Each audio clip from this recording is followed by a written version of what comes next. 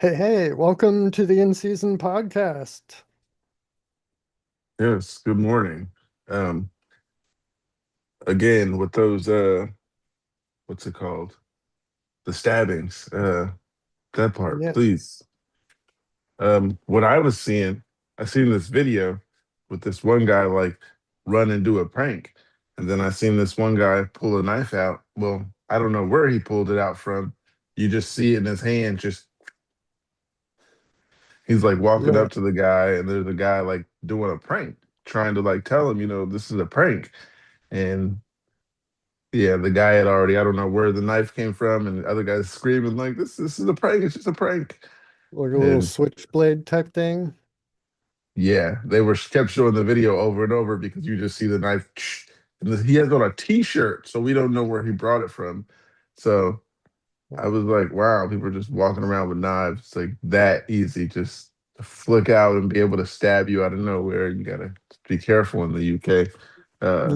Yeah. Well, there is no Second Amendment in the United Kingdom there. They don't have that right.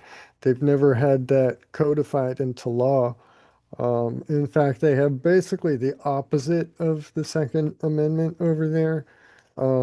There is like a blanket firearms ban. Nobody, like even police officers over there don't carry firearms, if you can believe that.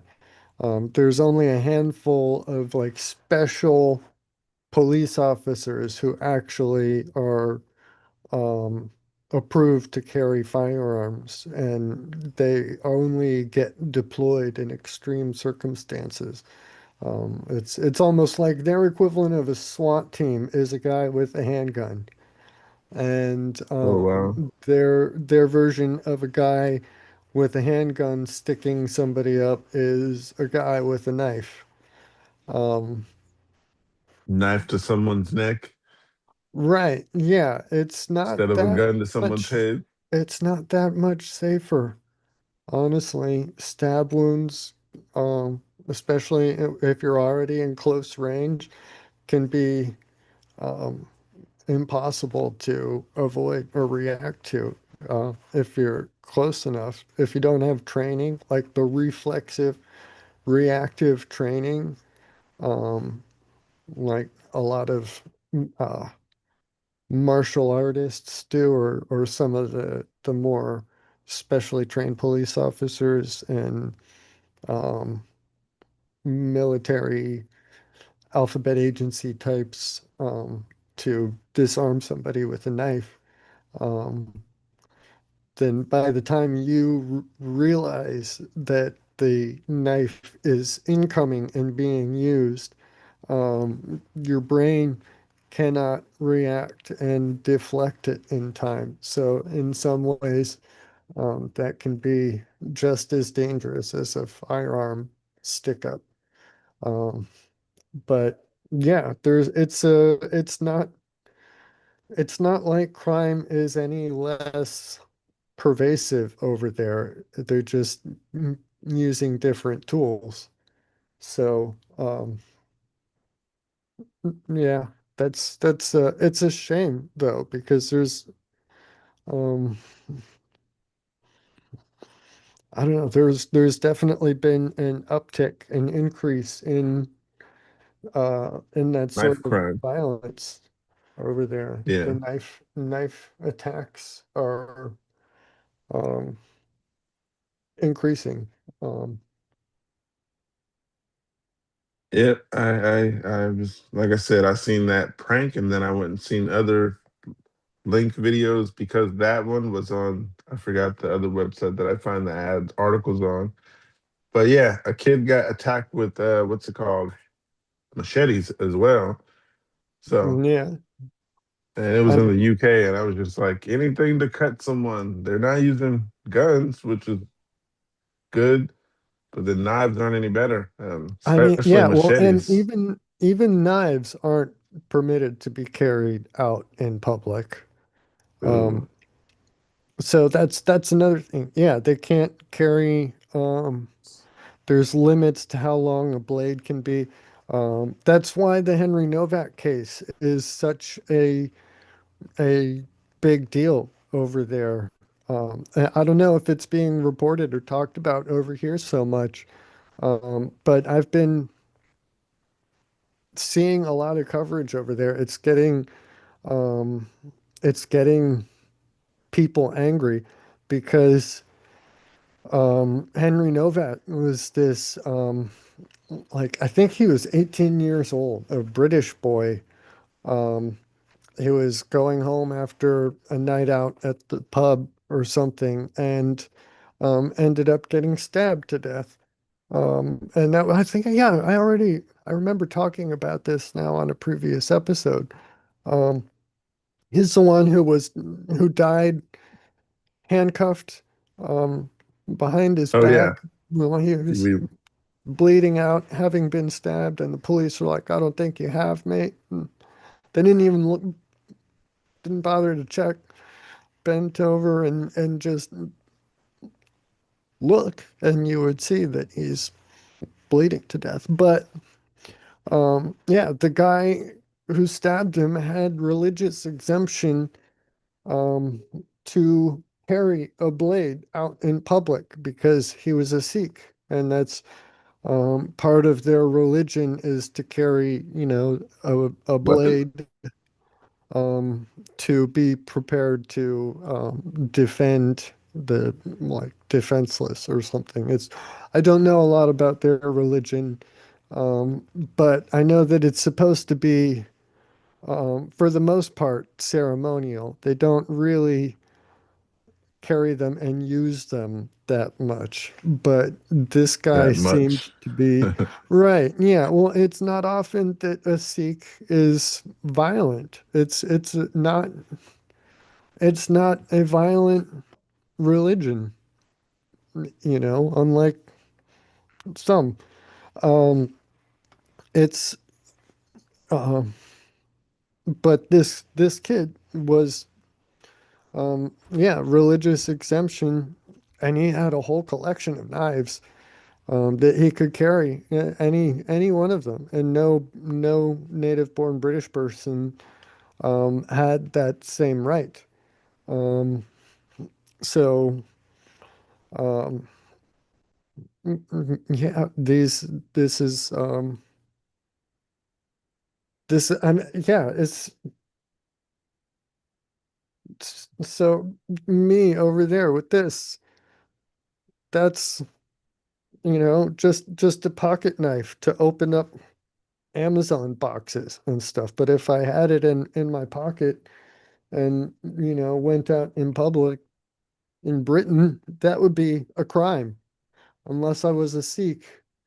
Um, it's absurd, and these stabbings are still happening. So it's almost like the laws to try to disarm criminals don't actually do anything to address the violence. You know, I don't know. Right. Just conspiracy theory me over here thinking about it. Yeah, I got an article here, like based on something. Well, not based on something like that. Uh, yeah, one of those stabbings in the UK. Says teenage killers smile and shake hands after stabbing boy to death on beach, and there is a video. We're not gonna look at that Oh right my now. gosh. Um, What is wrong with this generation? I've seen other articles of, young people with recordings of what they're doing. Like what? I don't know. no, this is on a CCTV where they were seen stabbing him and then Oh, shaking hands. It looks well, like it was on the news. I don't This know. isn't. Still, if you're Yeah, over in you should be Britain, you walking should around town assume, doing that. Assume yeah, you're being watched. if you're over in Great Britain, you should just assume you're on CCTV if you're out in public. Like somebody's watching or somebody's going to have video footage of you, whether or not Yeah, somebody actually watches it. So, um, yeah. I read the article. It says a trio of teenagers celebrated with each other and then fled the scene after stabbing a boy on a Scottish beach. Jay Stewart, 18, and an unnamed 15-year-old boy were found to have assisted 18-year-old Cole Turley to murder Caden Moy. Turley admitted to pursuing and repeatedly stabbing Caden, 16, at Irvine Beach in North Ayrshire last month. Uh, the other two teenagers were found guilty of murder at Court, Glasgow High Court on Friday. Jurors heard that the trio had been throwing rocks at people on the beach from the top of the sand dune. Caden went up front of the boys just as he was about to leave at 6 p.m. His girlfriend, Corinne Knox, recounted. She told the court, I went up to him and tried to stop him. At that point, he had run up the hill and he was just shouting stuff back. As Caden approached the group, Turley pulled out a knife while Stewart produced extendable baton. Turley stabbed Caden in the leg and the torso, and latter which he fatally wounded. All three had been members of the Murray Boys group, while Caden and the others were part of a Hemshire group in East Kilbride. Footage captured the three shaking hands and singing as they left Caden to die in the sand.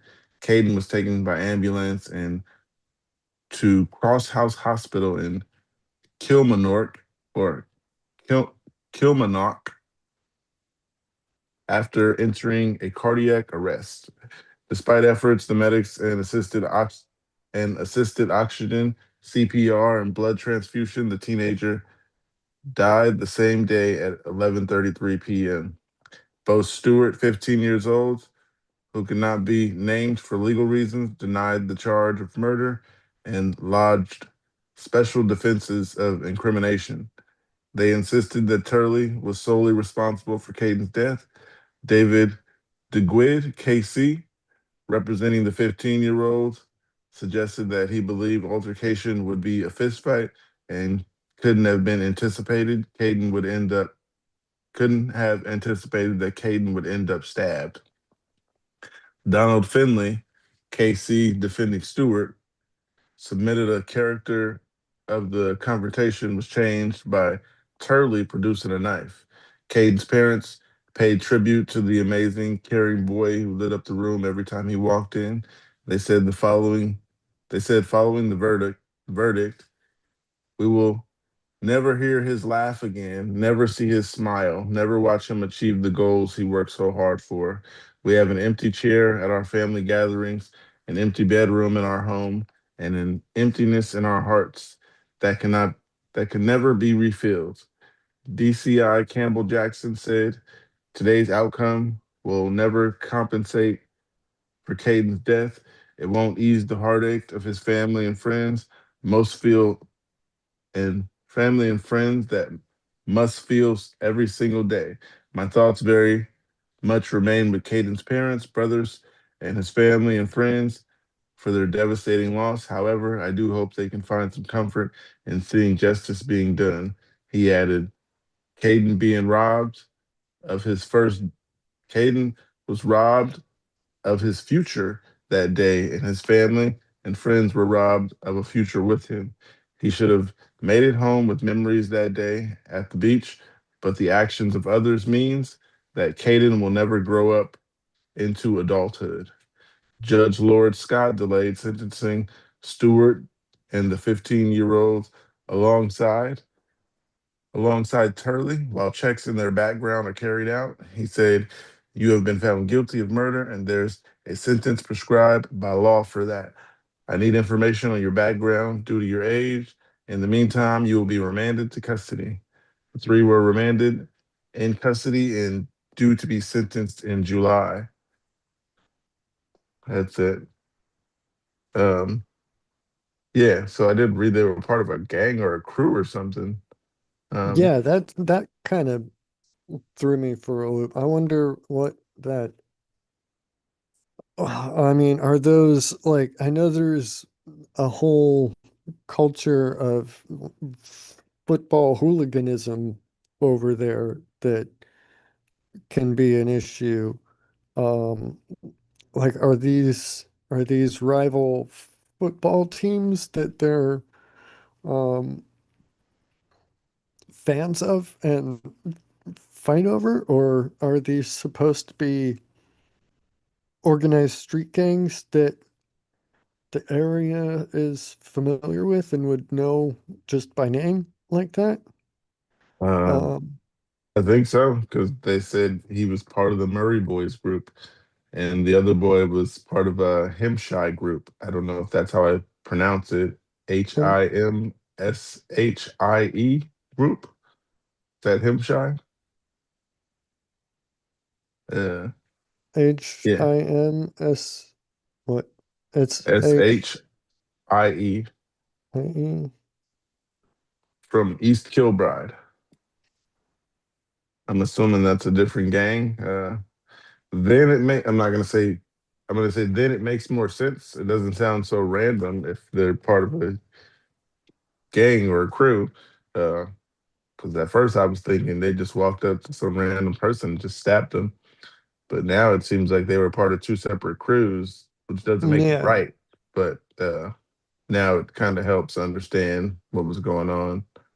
Uh, a street gang based in the Green Hills area of East Kilbride, Scotland.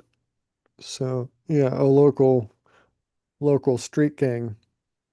and So then the yeah, Murray boys. the That's violence interesting. is not random there, I suppose, but it's still, you know, I don't know. I think even those batons are illegal over in England. Those like retractable police batons.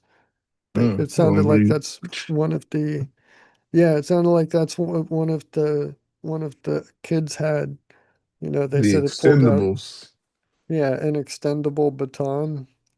So, yeah, um, I wonder,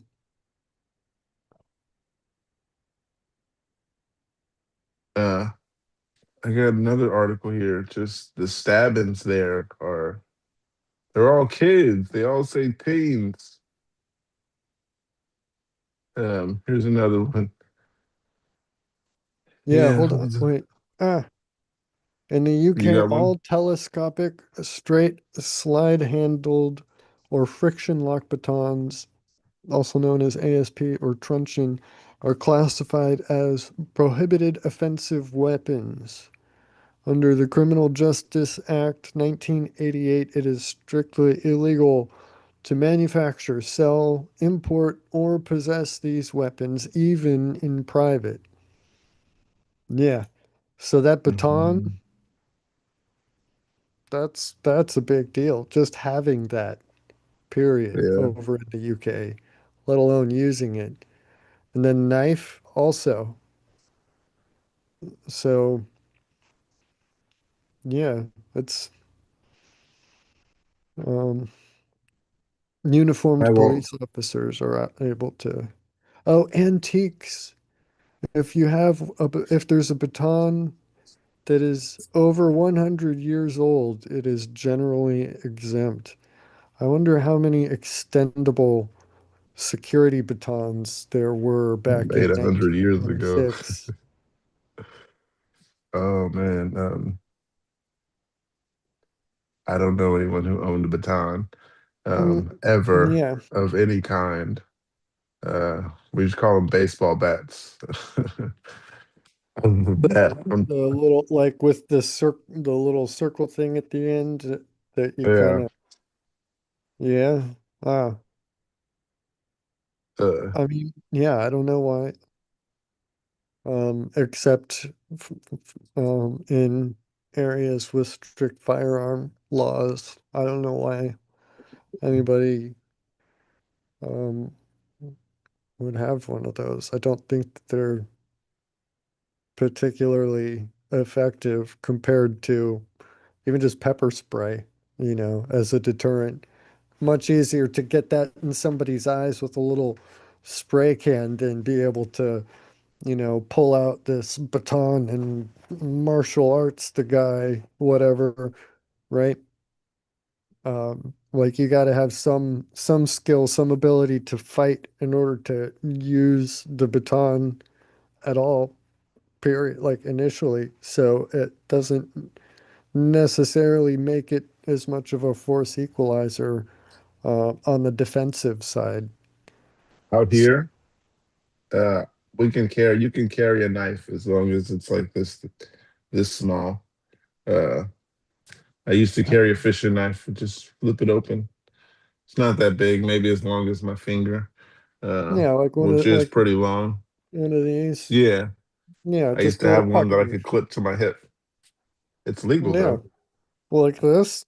Yeah, Yeah, in so the pocket basically, and just yeah, I like the little tab there on the end that helps to like, boom. yeah. It's a satisfying little click.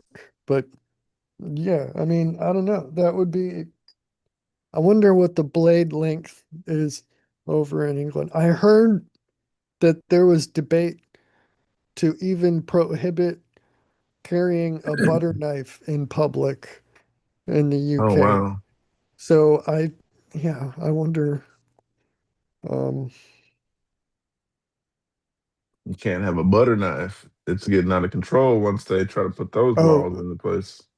yeah, I type in UK knife laws and the first autofill suggestion in Google is UK knife laws are ridiculous. Yeah, but no, that's not what I. It is illegal to carry most knives in public without a good reason. The only exemption is a manual folding, non-locking pocket knife with a cutting edge of 3 inches or less. Carrying any knife for self-defense or possessing banned weapons is strictly prohibited. So yeah, you can't have it for self-defense, even if it's a manual, non-locking, foldable pocket knife. You just got, yeah, you can't pull it out to defend yourself if somebody else has a knife that they've pulled out on you. Mm, You just gotta, I don't know, duty to be victimized. Um, uh, the good reason exemption. good reason exemption. Yeah, if your That's knife does not meet the 3 inch rule, or if it locks, or if it is a fixed blade, you must have a good reason to carry it in public. Valid reasons include work, taking specialized tools to and from work. Yeah. Chef's knives, tradesman blades. Yeah. Recreation, carrying a bushcraft or camping knife if you are actively participating in or traveling directly to from the activity, hiking, fishing, etc., or religious or cultural, such as carrying a Sikh kirpan or a Scottish. I cannot, I don't want to even risk trying. SGIAN hyphen DUBH. It seems like there's missing some vowels there. yeah. I was gonna say, SG, how do SG. you pronounce that? How do you go directly from an S to a G? Sgian dub. Where are you located where you can say that and it be right? Miss some letters. I don't know. Yeah, Yeah, it misses it's some vowels. It needs some. a lot of the more Celtic languages that didn't have the Germanic Anglo-Saxon influence that became English. English came from Anglish, Old English. So yeah, the Scottish, Welsh, and Irish are all um, Celtic and share that similarly difficult to pronounce trait to Anglophones like us who, grew up with our native language being English. It's just naturally difficult for us to pronounce, um, unless it was learned at birth, like side by side as a second language. It's going to be really difficult for any English person to learn to pronounce it without a significant accent. I wish I knew another language. I know a little bit of Spanish.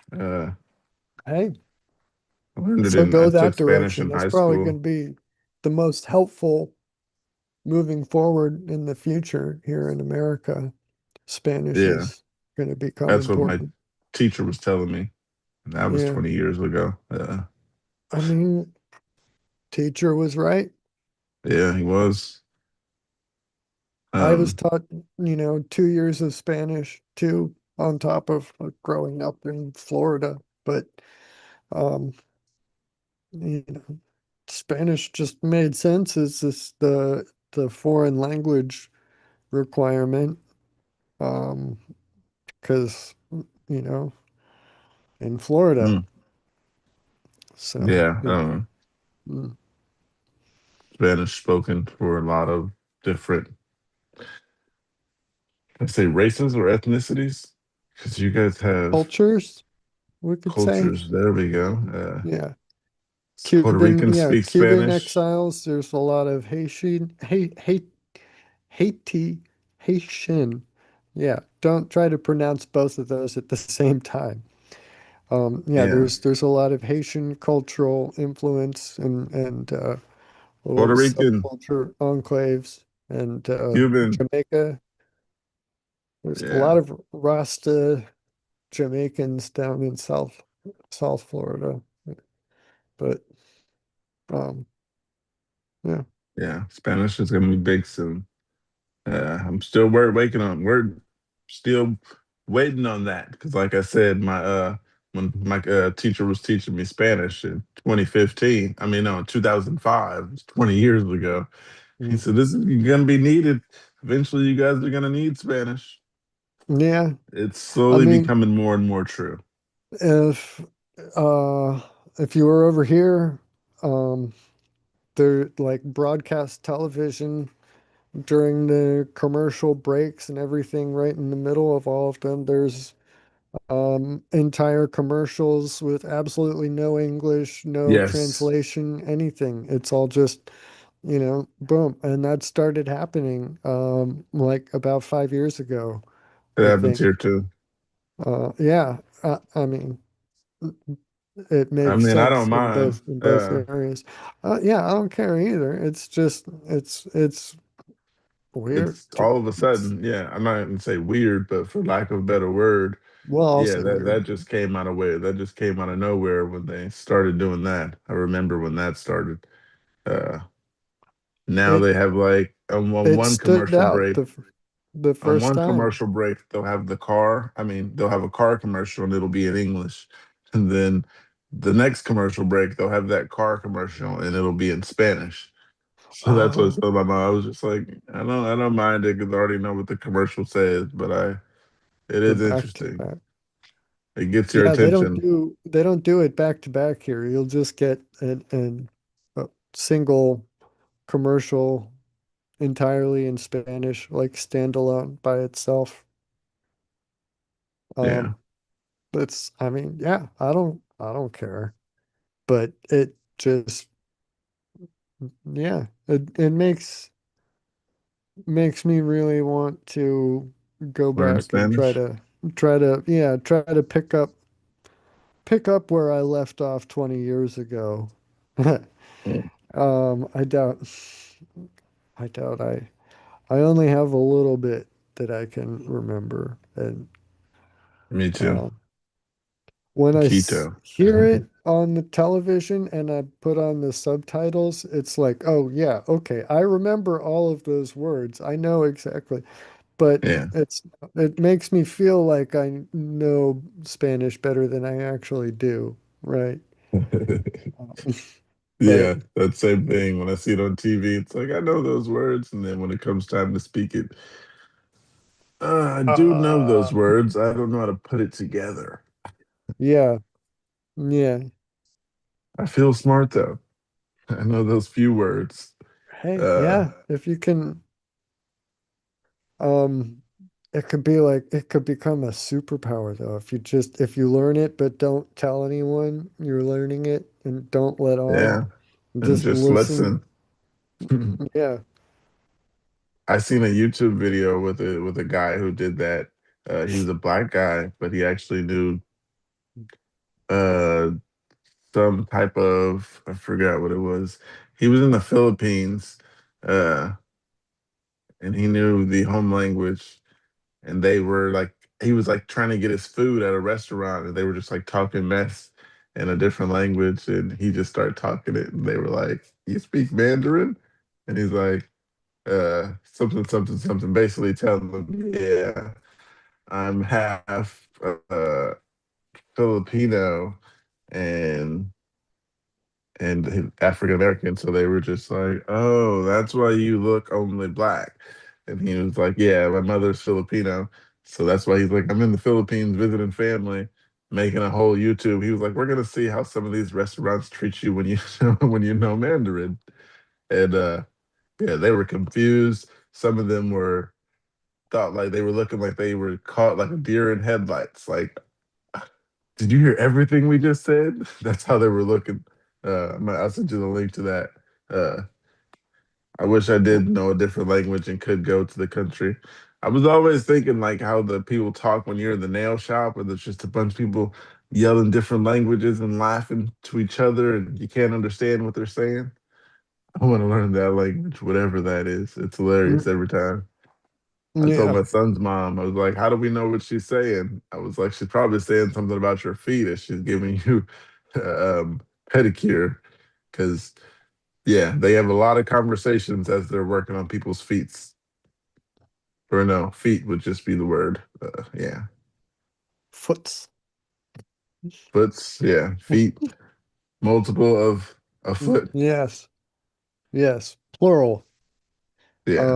Yeah, have you seen I just in this past week I stumbled across this this guy. It's crazy. It must be like the most brilliant marketing campaign I've seen in a long time. This guy, I don't know how to describe him without sounding racist, but he's a Chinese dude, looking Chinese dude, but he speaks English pretty well. But he also speaks Spanish really well. And he speaks, I don't know. I think he speaks Chinese. It's impossible to know what his I don't know. I don't know where he is, but he's doing all of these, he's marketing it as like this anti-woke um, campaign. So he's already kind of cut out like at least half of the population are just going to hate him for it because he's kind of making fun of um, the whole progressive movement. But he does Hmm. impressions of like he can do somehow an impression of Donald Trump with in English with a Spanish accent somehow.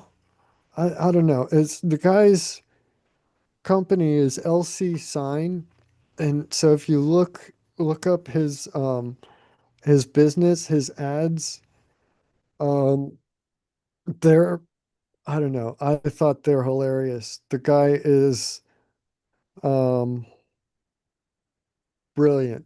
I don't know. You gotta One um day I see the video, so I know what you're talking about. yeah, you've We'll seen check it them. out one day. No, I said I know what you're talking about. I got it right here, but I haven't Okay. heard them yet, of course, because not Okay. today. Yeah. figure out we got to show Andrea the guy too. He's hilarious. I mean, he borrows like from TikTok videos of people Yeah, um and makes his doing own TikTok videos. yeah, and just like boom. It's yeah, I don't know. The humor might not be for everybody, but I thought it was great. Um okay. Is he American? I don't know. That's the thing. I don't know.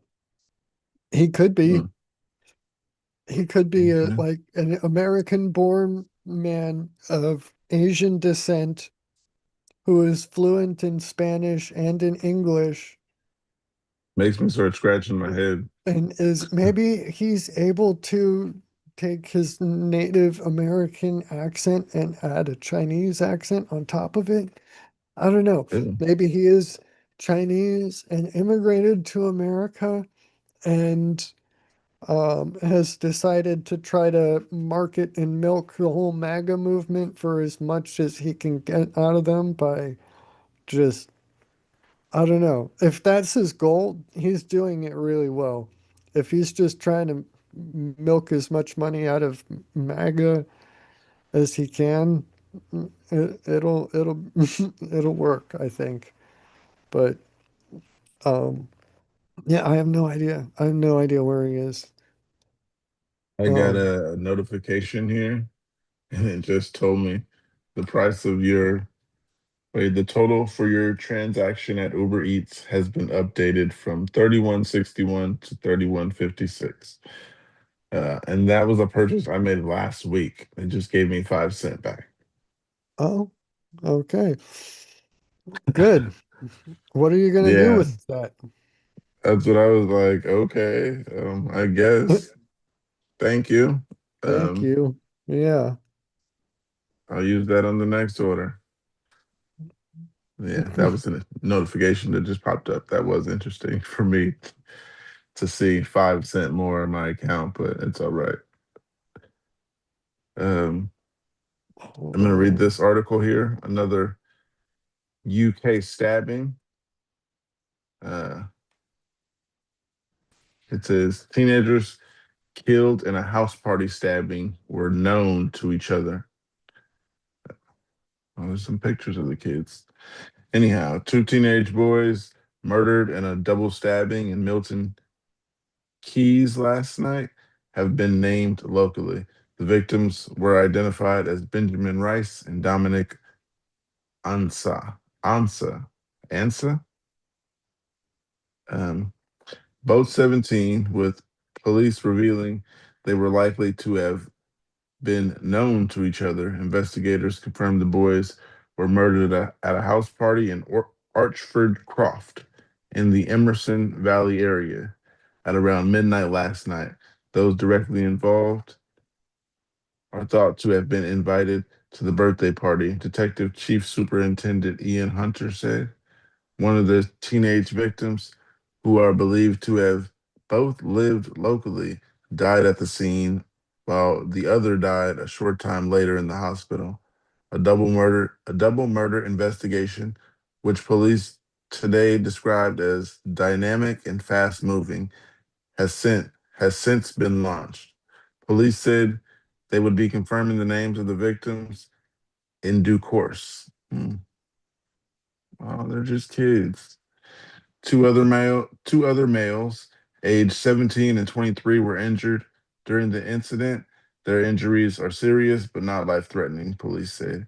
In a statement this afternoon, DCS Hunter said officers were called at 11:59 to report of a stabbing. He said, "Clearly, this is a dreadful incident, and we are in the very early stages of the investigation. We have deployed significant resources, and it is and will continue to be a fast moving investigation led by our major crime unit. Our thoughts go out to the families and the victims and we have deployed special trained officers to support them. He continued, we remain on the scene at the Archford Croft in Emerson Valley, and a scene has been cornered off while the investigation continues. This scene is likely to remain for several days. I fully appreciate the concern that will cause in the local community and beyond.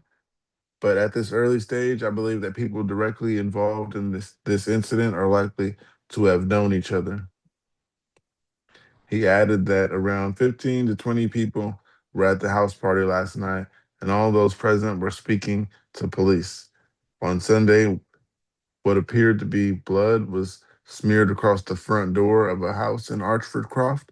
Two forensic officers could be seen inspecting an object on the doorway next to a black BMW. One neighbor said, who did not wish to be named, she said she heard a commotion involving screaming shortly before midnight, but did not see what happened. She added the police were here pretty quick. Another neighbor who lives in an adjacent cul-de-sac said that she knew the boys but declined to give their names. She said this gang of kids have been hanging around Archford Croft. It's all gang related. We do know that there was a house party at the time, not here, but another part of Emerson. I think just because there was a house party and then the double trouble started from there. One woman whose home overlooks the property gardens said she did not see or hear anything and described the neighborhood as a peaceful neighborhood. She said it's just nice and peaceful part of Milton Keynes. There's never been any incidents, not since I've been here, which is quite a while now. Quite a while now. Some nice houses. The MP for the Milton Keynes South said he was shocked and that he would be speaking to the police. Ian Stewart wrote on Twitter, I offer my deepest condolences to the families affected by and I am available to offer them assistance. DCS Hunter added there will be an increased police presence in the Emerson Valley, and if you have anything you wish to raise or concerns, please don't hesitate to speak to officers. The next of kin of both victims have been informed and are being supported by officers. No arrests have been made. This was a house party for a 16-year-old girl. Um, so kids and knives, a lot of stabbings, like I said. Yeah, they got a knife problem and we got a gun problem. Some would say it's not a problem, the guns at least here, but we could use more control. Our gun laws could be a little stiffer other places. I mean, that's Uh, just a me thing. I Some don't, people, I think the knives are much, much easier to get, I, conceal, move around, have access to, harder to restrict than firearms. Um, so I don't know, making those, um, oh, I don't know what to say, how to say it. Making,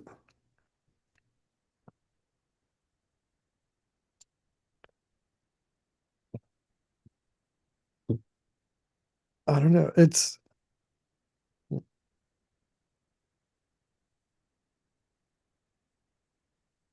know, I don't know. It's the fact that they're, um, so much easier to get, and the law makes them into, um, offensive weapons like that. It's, I don't know. Are there, is there a similar level of violence over here between teenagers with um, firearms or with knives? Or is this a like I'd a say little, firearms, yeah. yeah, there are. at house Yeah, parties and everything.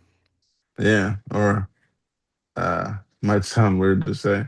I was watching some like drive-by videos, and like kids are just bringing out assault rifles out of nowhere, Mm. and yeah, you gotta. Those videos are wild. Yeah, I look at a lot of stuff just to see, and of course, once you watch one thing on any streaming services, I mean, like YouTube or Yeah, Twitter, it's it'll like, pop oh, up on everything. this is what you This is want. what you Yeah, exactly. That's how that happens. So if anyone thinks I'm just sitting around looking for videos, once you no, watch one, and I didn't watch videos of people getting shot. I seen a bunch of drive-bys, people like driving by the party in cars and stuff, and then yeah. other kids at the party pulling rifles out of their pants. How do Uh, their pants? How did they get? Oh, wait, no, yeah, those big, gigantic, wide leg jeans are back in style with these young yes, kids now, aren't they? So they can just fit anything basically into their pants, right? yeah. An There was entire one. full-length shotgun down in their pants. Yeah, there was one kid who had I believe it was a pistol with a silencer on it, and it was really long. And he just like pulls it out of his pants and starts shooting at a car that was driving by. But yeah, I they mean, got problems with guns and kids out here. that's just kind of I mean, not out here. I dumb seen this in with the Chicago. suppressor. Like Yeah, it adds nothing to the whole thing except just uh silence. no, just It's I not don't even know. I silent. guess hearing protection. That, but yeah, and uh, I think that I think it's a waste of time. the silent, yeah, suppressors should not be legal or should not be illegal, and using them in a crime is not going to add anything to your um like likelihood to get away with it, right? It's not gonna, it's not like James Bond and you can, you know, uh,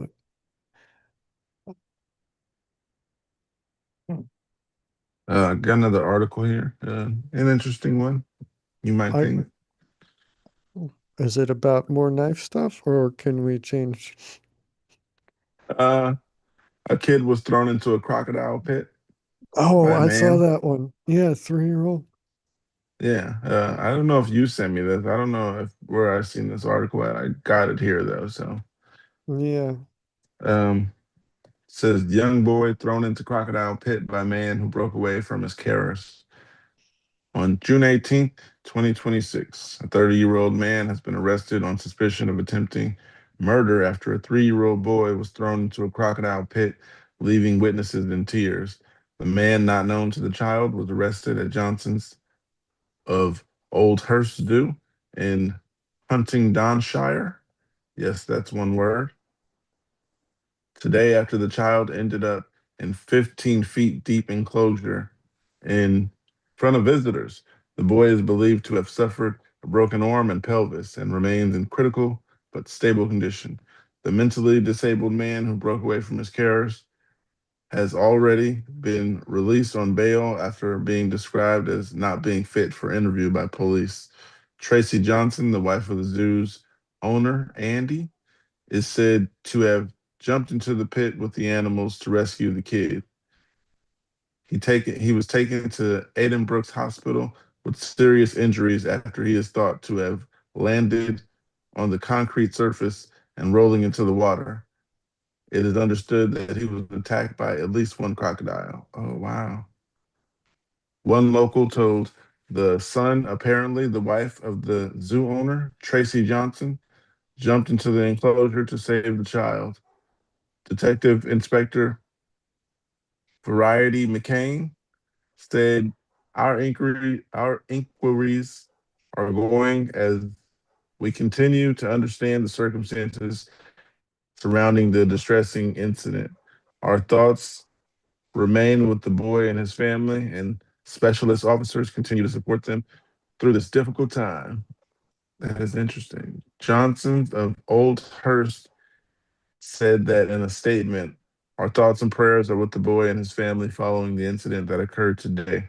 Out of respect for the family, our tropical house will remain closed until further notice.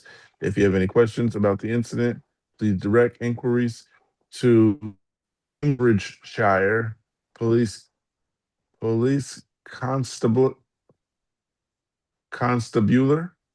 Bulery? Is that how I pronounce that word? Constabulary? Constabu and stibulary. Okay, Yeah. never seen that word before. Constable But is like a British term for police officer. So constabulary is like the entirety of police the station. constable force. Oh, hold on. Yeah. We're having problems here, you guys, with our lava camera. So let's work on that. I'll get back to the rest of this article. Um, it says uh, the rest of the site will remain open as normal. Where did the boy get injured? The emergency services were called to the family owned farm on Church Street, Huntingdon, which is led by Andy Johnson, a fourth generation farmer. He was described as the in quote Tiger King of Britain, even telling Ross Kemp that he wanted to be fed to the alligators after he died. His zoo started as a dairy farm or as a dairy farm. I think that not supposed to be diary farm, but uh, yeah, he started a dairy farm before expanding into current attraction, featuring a butcher's farm shop, a tea room, and a steakhouse at the zoo. Um, the farm website says the family has a particular fascination with crocodiles, and they have been involved with the animals for 20 years, including Mr. Johnson's involvement with crocodile farming research. Mr. Johnson made the headlines in 2023 when he was given legal permission to cull deer to feed his lions. Um, Interesting. Johnson Zoo houses several crocodilians along with the big cats like lions and tigers and bears and other exotic animals. The farm includes crocodiles, alligators, and caimans, and the largest crocs are two Nile crocodiles called Romeo and Cuddles. The species or number of crocodiles involved in today's incident has not been publicly revealed.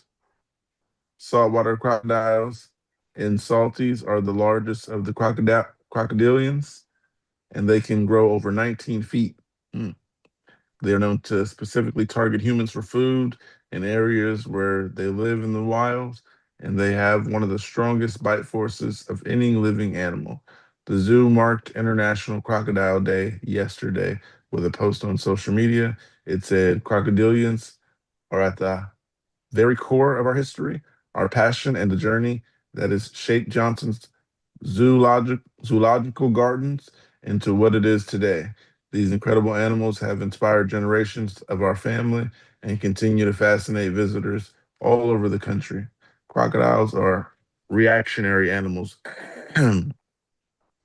Chris Newman, director at the National Center of Reptile Welfare, who has visited the zoo several times, told Metro that we shouldn't blame the animals for their reaction. He said crocodiles are reactionary animals, and they are very well fed at the zoo.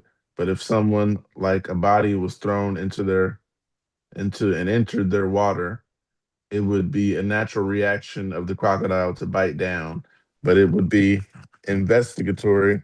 Um,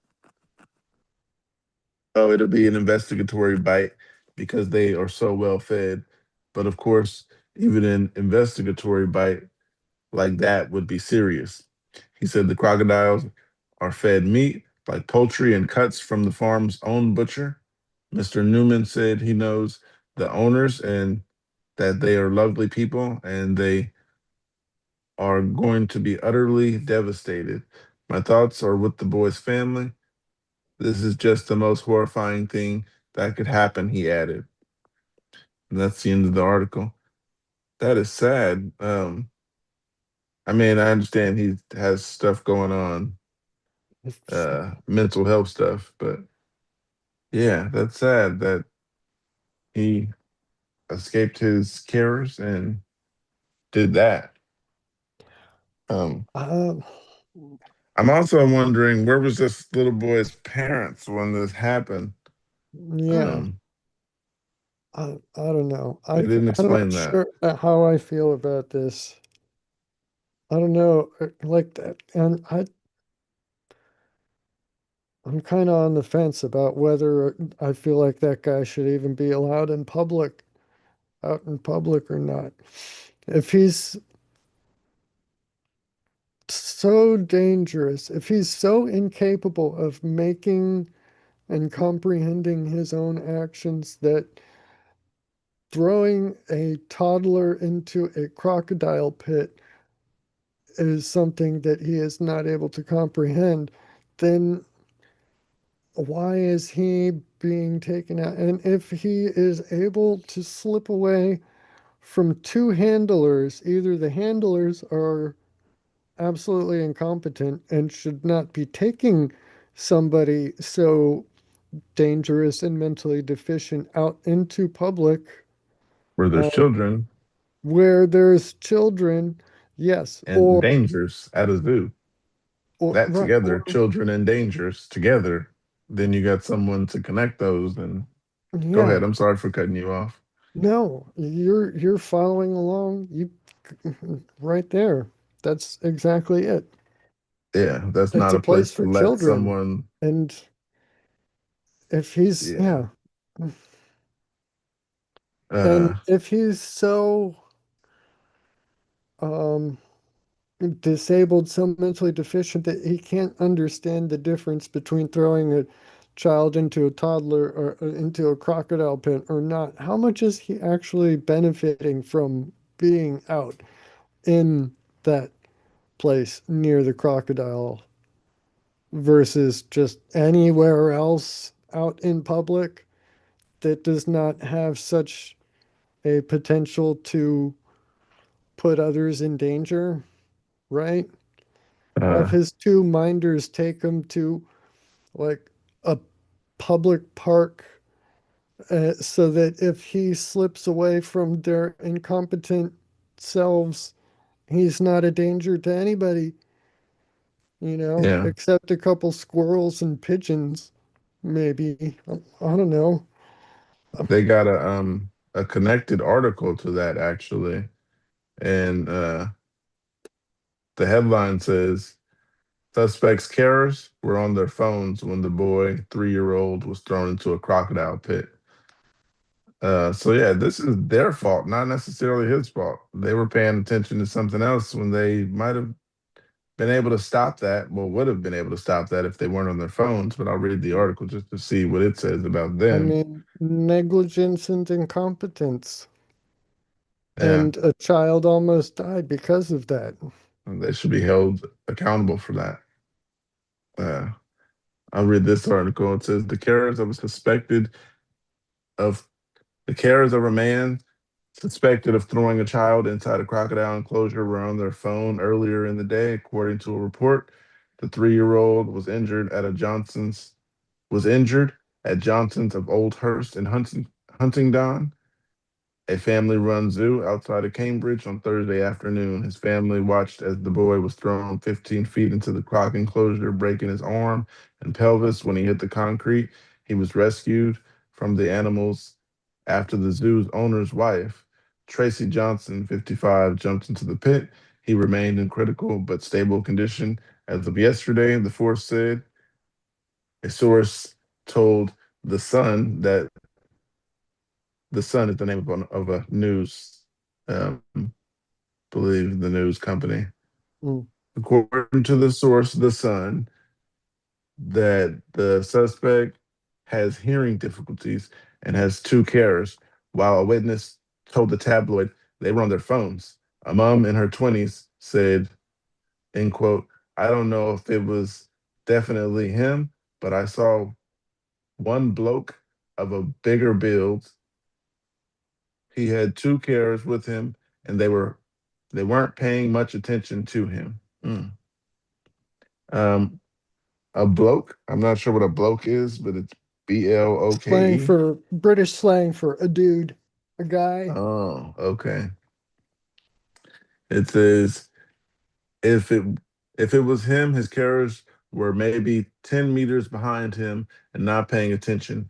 They were English and chatting among themselves and on their phones. How many crocodiles were involved is unclear. A 30-year Does the number of man, crocodiles involved really matter? right? Uh, a 30-year-old man was arrested on suspicion of attempted murder. He was not known to the boy, and the police said he is not fit for interview. The unnamed suspect has been released on bail until September. The zoo's tropical house exhibit, a converted cattle shed, which houses ancient reptiles, including alligators, will remain closed this week.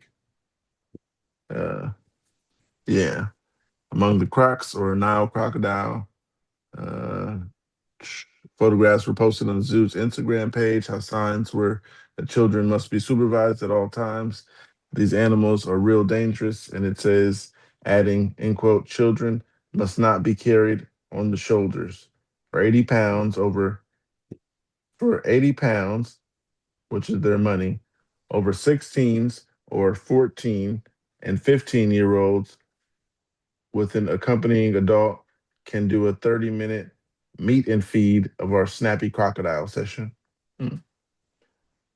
But yeah, they weren't paying attention to the kid. They said they were 10 to 15 meters ahead of them, which is a bit because the meter is 3 feet, right? Wait, no, a Yeah, yard is it's three about feet. 3 feet. Yeah, So so to be about 30 30 feet feet. ahead of you, that's quite a distance for you to be talking That's, on your phone and yeah. not paying attention. If your job is to be reactive to something, some danger from or to your ward, being 30 feet away and not really listening is kind of negligent, right? Right.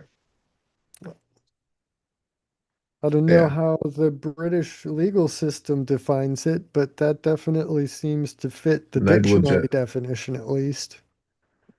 Um, yeah. I cannot open this water bottle because my thumb is messed up still. Now I got water that I need to ask somebody else to open. If you like Uh, that Pookie finally went to the doctor for his thumb, hit the thumbs up button. yeah, so everybody out there watching, I went to the emergency room on Saturday afternoon after the podcast, and they told me it's actually broken. So, yeah, it's not just a little hurt, it's actually broken. I've been walking around with a broken thumb for over a month, basically. Uh, and yeah, family found that kind of funny. And it was just like the last one. So basically, you see how this thumb is like flat on one side? Uh, Yeah. as a kid, I broke this thumb and I was walking around with it. I was just going like this, just feeling like I felt like it was jammed. So I always pulling it out of socket. Um, Mother didn't take me to the hospital, but then like 3 weeks later, my stepmother took me to the hospital, and she was like, "I think that is broken because you keep playing with it like that." And she took me, and they said it were broken. So in this one, I found out it was broken a month after it happened. I'm like, man, my thumbs are just jacked now, basically, Did and I the didn't know they were broken. did it not hurt the first time when you were a I kid? was like I was like 7 years old, and they said I was just kept pulling it. Now that I remember, I just kept doing like that because it just felt like it was out of socket. But I was a kid. I'd go take off running after that. Uh, Oh, yeah. But they would be maybe like, "Why are you doing your resetting thumb it like that?" or Yeah, something. that's what I felt like. And they would always ask me, "Why are you doing that? Why you keep pulling on it?" And I was like, "Because it hurts." And they were like, "But you just went over there. What happened when you were over there?" And I was like, "It hurt before I went over there." So yeah, my thumbs, they're both broken now, left and right. Mm. And they were Getting both, better. Getting better though. yeah. I wish Finally. I could take this splint off to open this water bottle. Uh,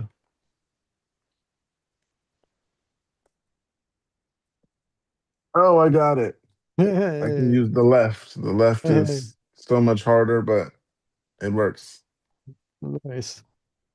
Mm, So, um, I have an article over here now. Uh, I think I just saw, was it just this morning that I saw this and sent it? Yeah, maybe. yeah, just this morning I saw it and I put it in our list of things. But so this really got me thinking. But okay, I'll just read it first and then we'll talk. Right. Oh, wait, hold on. I gotta switch the power from one to the other. Oh yeah, There I we need to plug up my go. phone. Yeah. Okay, good. So, from Wired.com, the story is Meta pauses employee tracking program following internal data leak. Meta is the parent company I've for seen that Facebook. article. You saw it? Yes. Yeah. Yeah, I Did seen the you? article. I didn't read it. I seen it. Yeah, So I didn't read it either, but just the title makes me think like, oh my God, Meta, what do if they know they, about me? right, well, no, if you work for Meta, right, and they just decide to take a look, right, they see inside everybody's lives, all of their employees, right? So what it's kind of, yeah, okay. So, yeah, it says the move comes after the company left potentially sensitive data from the initiative exposed internally. So, oopsie, somebody left a memo open that they weren't supposed to, and some low-level peon found it, stumbled upon it, maybe. It's what it sounds like here. But yes, Meta is pausing a divisive employee tracking program after an internal security issue exposed potentially sensitive data collected through the initiative to other workers. And the internal security issue, it's got a link to another entire article here. So, um, I don't know, I'll open that up in the background and we'll see if we're interested enough to look at that later.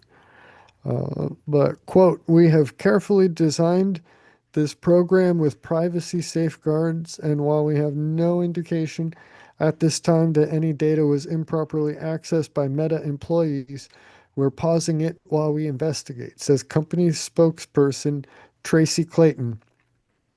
Meta rolled out the Model Com- Compatibility Initiative tool, MCI, in April to U.S. employees. The tool, quote, collects computer inputs such as mouse movements, click locations, and keystrokes, as well as screen content, end quote. That's according to workers who have been petitioning against it over privacy, security, and personal liberty concerns. When MCI launched, employees couldn't opt out, but that changed to a limited degree after workers protested. Meta executives have repeatedly defended the data gathering project, saying it was necessary to train AI systems to operate computer software the way humans do, and that employees were the best examples for the artificial intelligence to learn from. Okay. On Monday, a Meta engineer issued an internal security notice stating that databases filled with information gathered by MCI had been exposed to anyone inside the company. A former employee actively involved in pushing back against MCI describes the lapse as, quote, a mess, and that employees had expected would occur. Quote, when workers raised concerns, leadership doubled down and failed to acknowledge the risks workers raised concerns about. Raised, okay, failed to acknowledge the risks workers raised about the safety and privacy of worker and customer data. The person says, quote, leadership has clearly created an authoritarian environment where workers are no longer respected or heard. But after comments had poured into internal forums on Monday expressing frustration about the security issue, Meta shocked some of its staff by pausing MCI altogether, telling Wired about the development several hours before announcing it to employees. Interesting.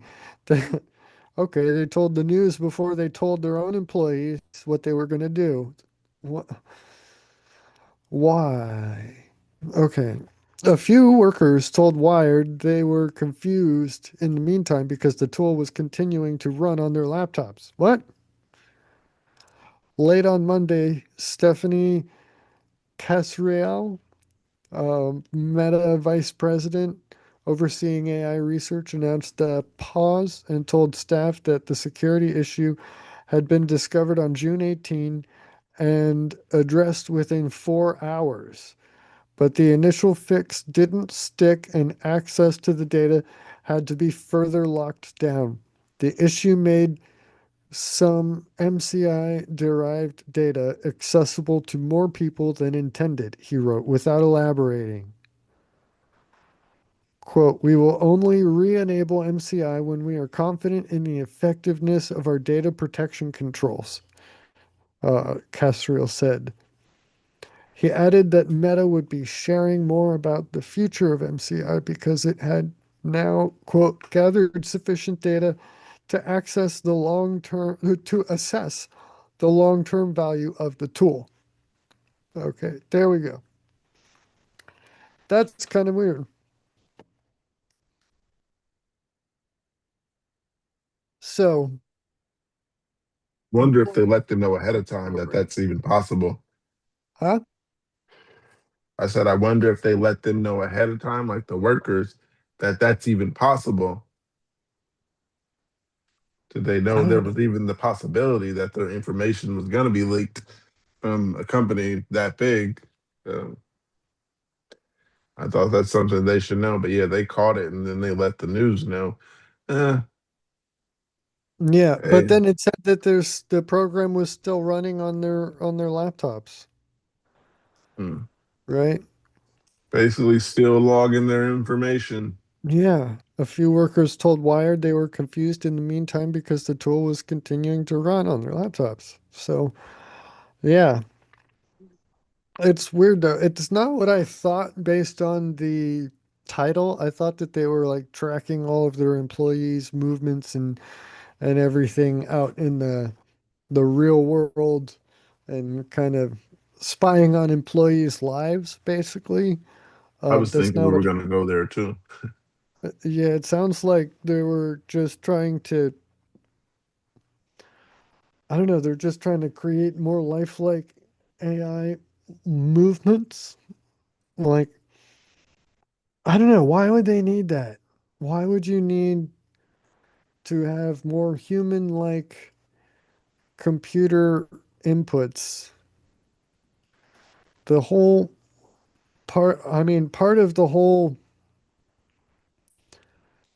protection, like the CAPTCHA, um, please prove you're not a bot thing, is going and like looking at the mouse movements where your cursor, how your cursor moves on the screen, because everybody's hands kind of tremble tiny little bits. There's always going to be, anytime somebody has their hand on some analog input like that, there's going to be something, or if they're holding the phone in their hand, the phone's accelerometer will always be able to tell there's, slight movement from the phone, and that will then prove to whatever server has the uh, content running that yes, this is an actual person. It's not some malicious botnet trying to um take down your website, denial of service attack. So go ahead and give them the input that you or the output that they requested. So if you're going and training a model, an AI model to go and mimic those movements, then um, those safeguards on the content is going to be uh, irrelevant. They're going to have to figure out another way to stop people from, uh, yeah, I don't know. Because that's been one of the ways that people would take down a website, right? Back in the olden days, they would send so many requests to the server that it would overload it and they would not be able to um,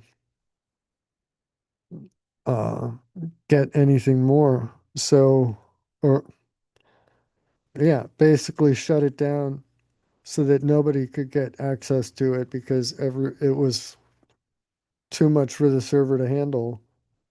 Um, but you can stop that by, requiring that these things prove their humanity in some way.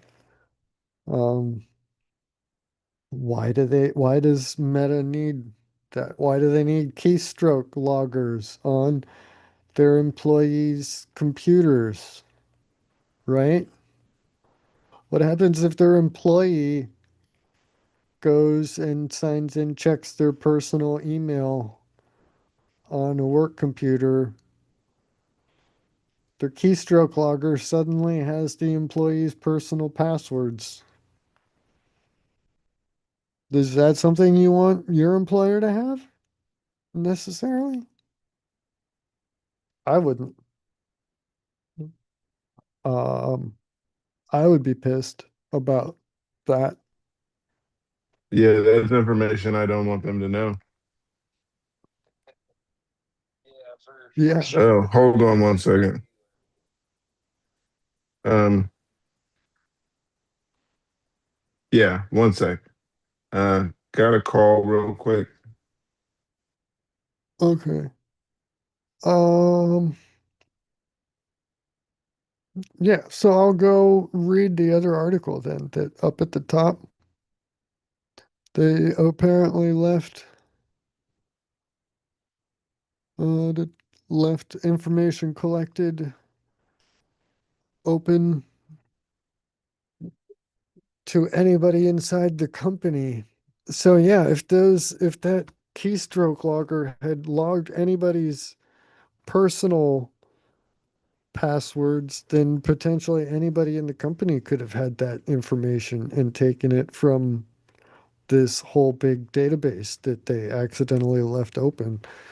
Um, so, I mean, not every coworker has your best interests in mind, believe it or not, when you're in a large multinational tech company. Um, ask me how I know sometime.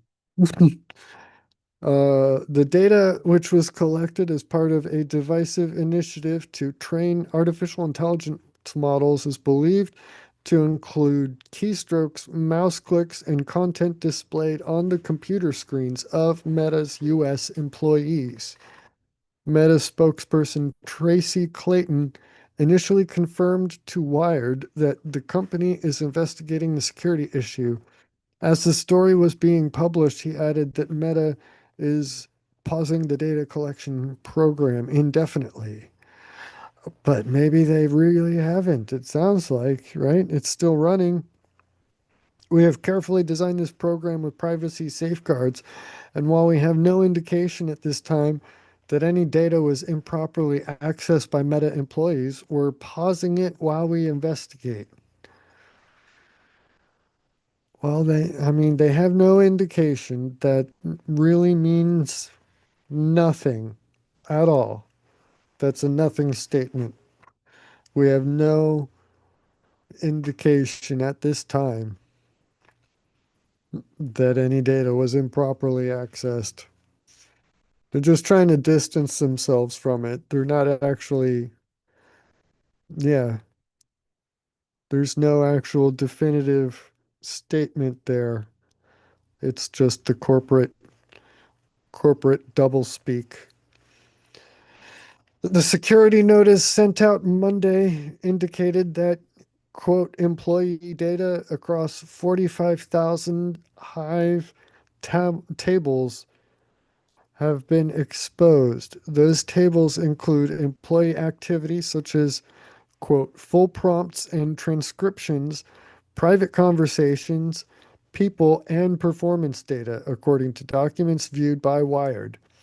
Some employees at Meta quickly seized on the security failure, saying in internal forums that it validated concerns they had raised when the company began tracking workers' corporate laptops in April as part of a program known as the Model Capability Initiative.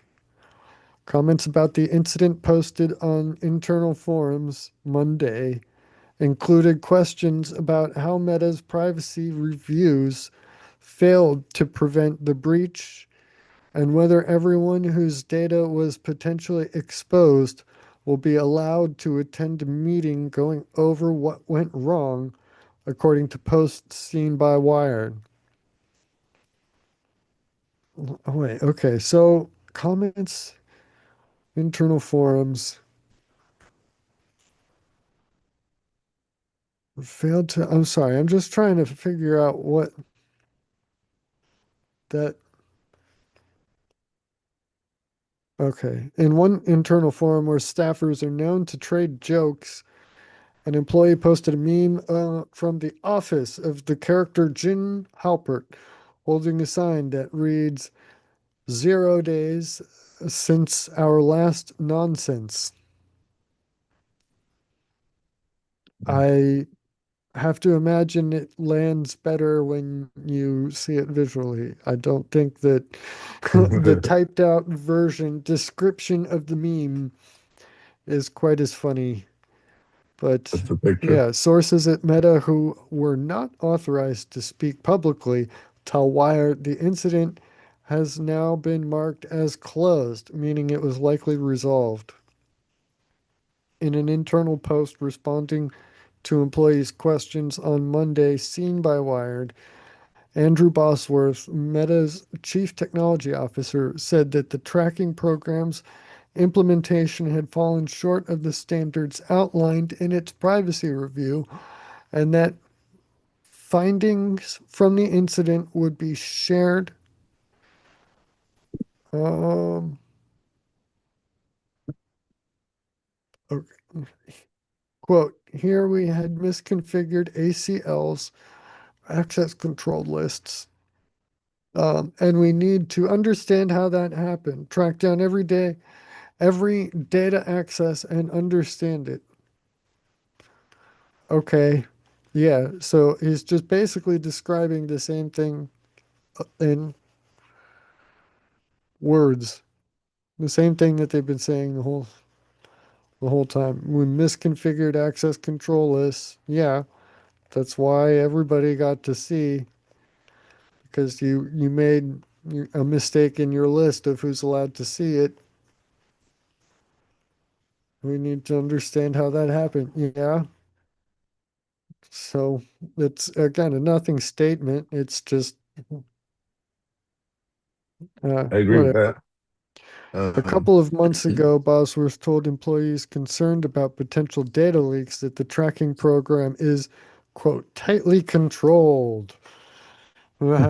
And uses the same protection standards, storage systems, and access controls as other sensitive data sets, according to internal posts seen by Wired. That's concerning now. Okay. If that's true, then okay. Well, sorry. Now they don't know what they're seeing. Yeah, or who's seeing it, where it's You don't going. know what they're tracking. Yeah, No, who's yeah, seeing it? Who can see it later? I seen a video of that one guy that owns Facebook. I forgot his name. um, He was on his he was on his laptop, and it was a picture from behind him, and he had some tape over the camera. Uh, yeah, my aunt told me. Yeah, he's somebody who is important, so he covers it just in case anybody's sitting there looking at him when he's whatever he's doing on his laptop. yeah. I don't know if Well, that's what's happening to those other people's laptops, but that is kind of invasive, you know? Uh, I could be doing anything with my laptop. Uh, I could take my laptop somewhere and you could just be paying attention to my family doing something, watching a movie with the kids or something. yeah. Kind of I mean, invasive. that's yeah. One Well, engineer, invasive. a widely shared internal note saying that having their laptop screen scraped for training data without their consent felt like an invasion of privacy and amounted to exploitation. Yeah, Yep, I agree with I that comment. yeah. 1,600 employees at the tech giant signed an internal petition protesting the laptop surveillance, warning that collecting this data introduces both security and regulatory risks for Meta, including potential for breaches and unauthorized disclosure. Oh, it's like they could see the future. Yeah, Oh man, use your data for training purposes. It's also an interesting thing. Uh, Kind of how you create AI, right? Learn that's how humans exactly what they're work. doing.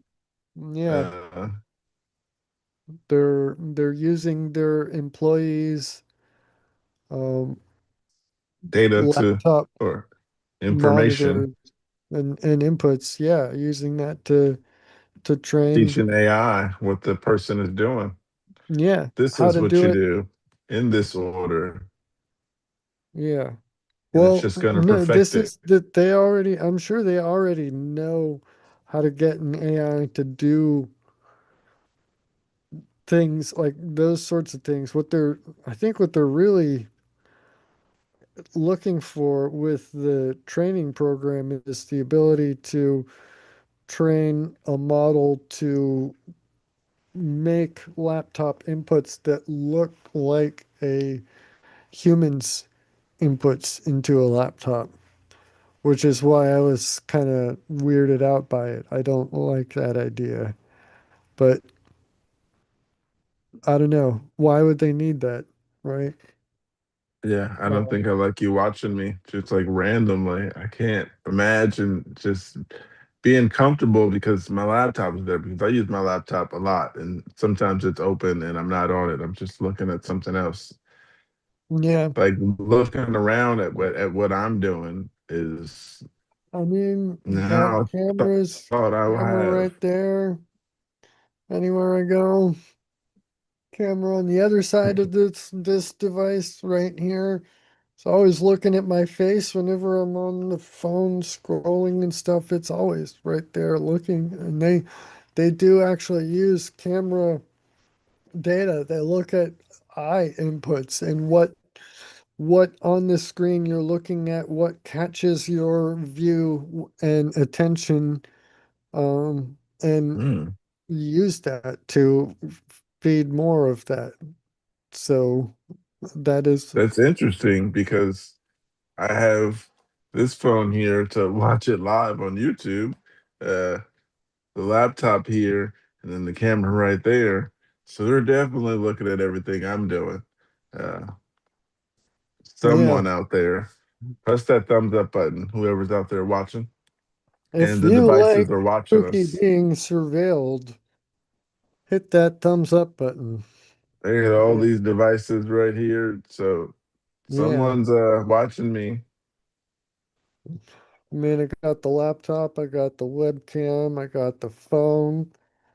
There's three different cameras there. There's another one on the face side.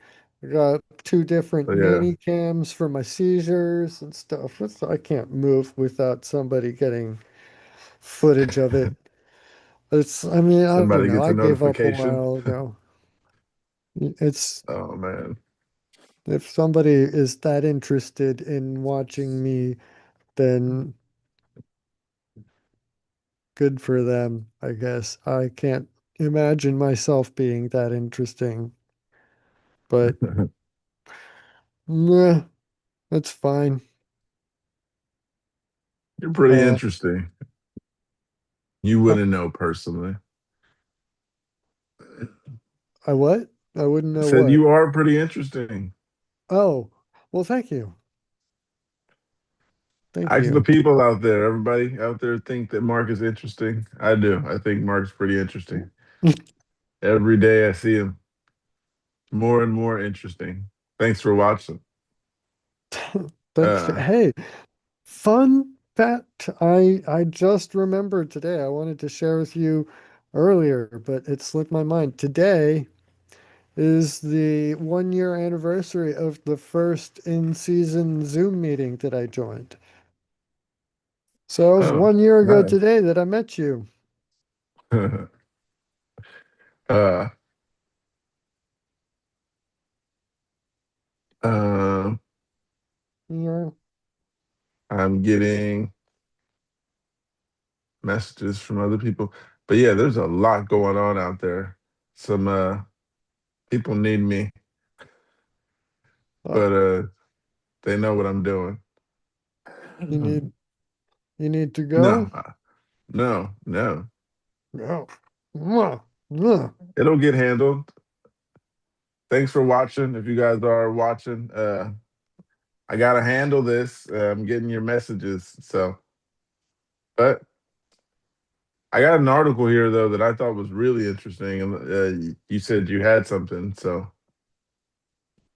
you got something? Uh yeah, I got a few things. Um yeah. You want here we got the SR-71 article. Should we do that one? Oh, I love aerospace stuff. And the Um, SR-71 is one of the most insane aircraft ever. Probably the most insane, I think. Just in sheer scale of what it accomplished compared to everything else at the time. It is incredible. But here we go. SR-71 pilot recalls setting 13 acres of Maryland on fire by dumping fuel after one engine exploded during his last Blackbird flight. The SR-71, unofficially known as the Blackbird, is a long-range, advanced strategic reconnaissance aircraft developed from the Lockheed A-12 and YF-12A. The first flight of the SR-71 took place on December 1964, and the first SR-71 to enter service was delivered to the 4200th, later the Ninth Strategic Reconnaissance Wing at Beale Air Force Base, California, 1966. Wow. The U.S. Air Force retired its fleet of SR-71s on January 26, 1990. Throughout its nearly 24-year career, the SR-71 spy plane remained the world's fastest and highest flying operational aircraft, flying at Mach 3 plus from 80,000 feet. It could survey 100,000 square miles of Earth's surface per hour. And in the off chance an enemy tried to shoot it down with a missile, all the Blackbird had to do was speed up and outrun it. Its engineering was so cutting edge that even the tools to build the SR-71 needed to be designed from scratch. Uh, Spencer Hall interviewed for SB Nation former SR-71 Blackbird pilot McCrary, Rick McCrary, about what it's like to fly the world's fastest plane. McCrary explained, "You waddle out there in your spacesuit carrying your little cooler because it gets quite hot in that spacesuit. You got to go out to a van with some lazy boys in it, these big recliners, and they drive you out to the airplane.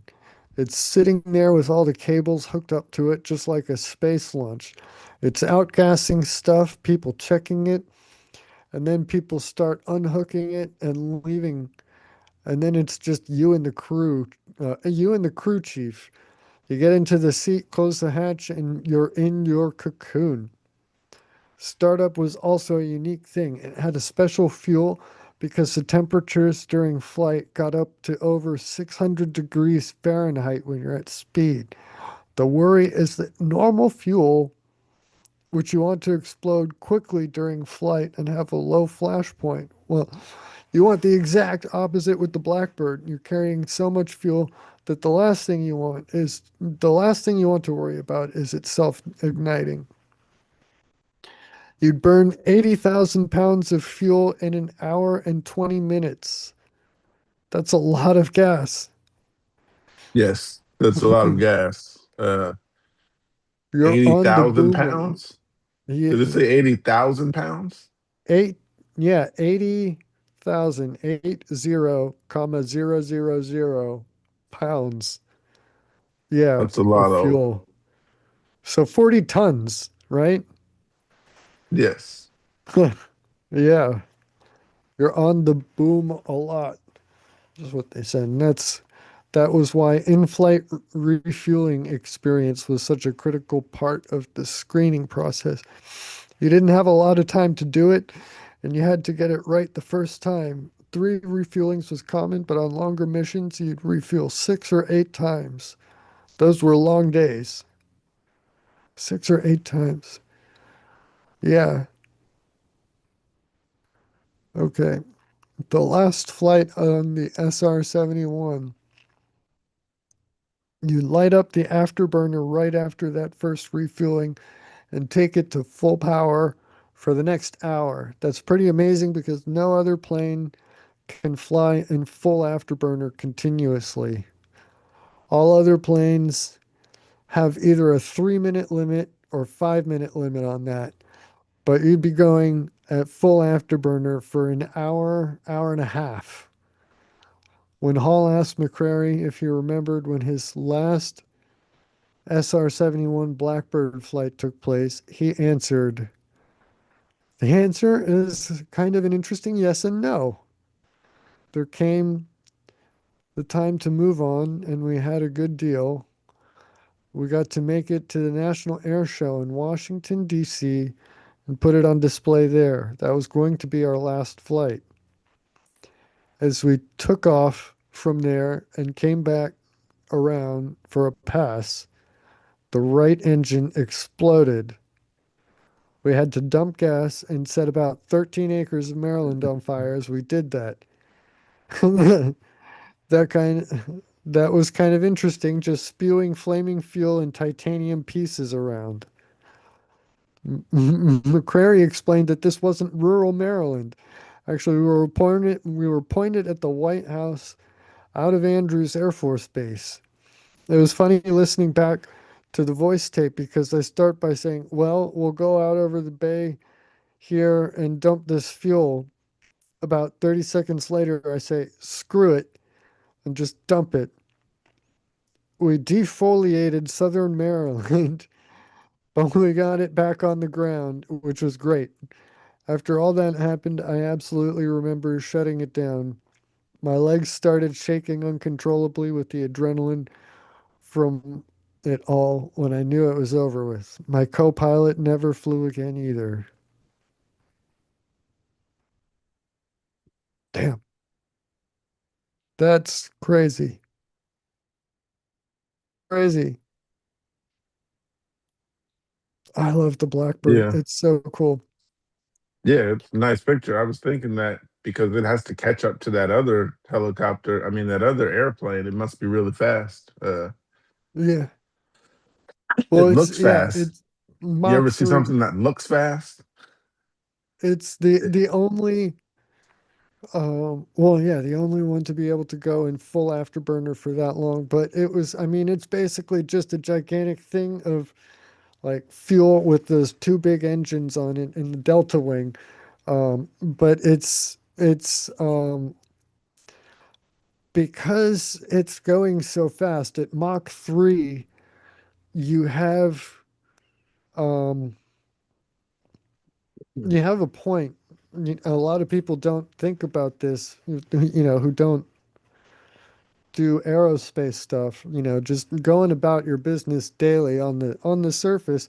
You don't really have to worry about the the friction from air. Like when you move your hand through the air, you can feel the air and it's fine. It kind of cools you down even.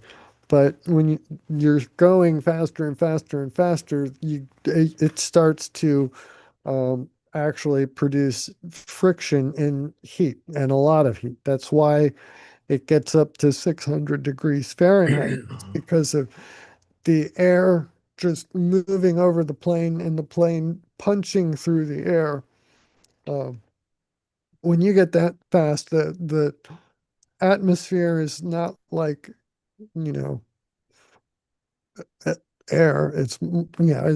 It's something you have to work to get through. Um, but that heat causes expansion, thermal expansion. It's true of everything. When you heat it up, it expands all solids. So um, they had to make a plane that could hold all of this fuel and um, be able to fly and not, have its own skin, its own, yeah, its own skin push itself apart, basically. So while it's sitting on the ground, they have it hooked up to all those umbilicals, like the guy was saying, because it's leaking fuel the entire time that it's sitting on the ground. Um, they designed it such that the plates that form the aircraft skin intentionally are too small to fit together on the ground at sea level, at ambient room temperature, or whatever, anything, any reasonable temperature range on the ground. They're going to be too small to actually fit together and seal. Uh, but once you get up and start flying fast enough, the faster it goes, they start to expand and they start to seal together. So it's literally meant it has to go that fast. Not just because that's the role that it had been designed for as a spy plane. Um, this was before the era of satellites and everything, right? Nowadays, it's like we got Google Earth, and anybody can go and just watch stuff moving around, people doing things. Take a look at anywhere on the surface of the Earth and look back and see, you know. But now, but back then, that wasn't the case. So we needed to know during the Cold War, I mean, we wanted to know um, what the Soviet Union was doing, and we couldn't look at it from space yet. So that's the role that the Blackbird was designed to fill. It took over after the U-2 spy plane, which that one is also super cool. But that's got these big, wide um, wings, big airfoils,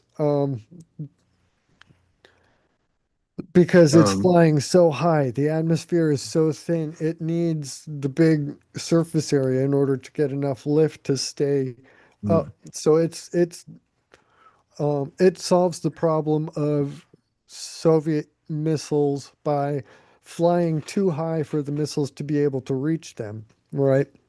But Mm. then one day, the Soviet Union shot down Colonel Gary Powers in his U-2 spy plane, and that's when we realized, we can't just go too high for them to reach us anymore. They can reach us at altitudes that even the U-2 can't reach.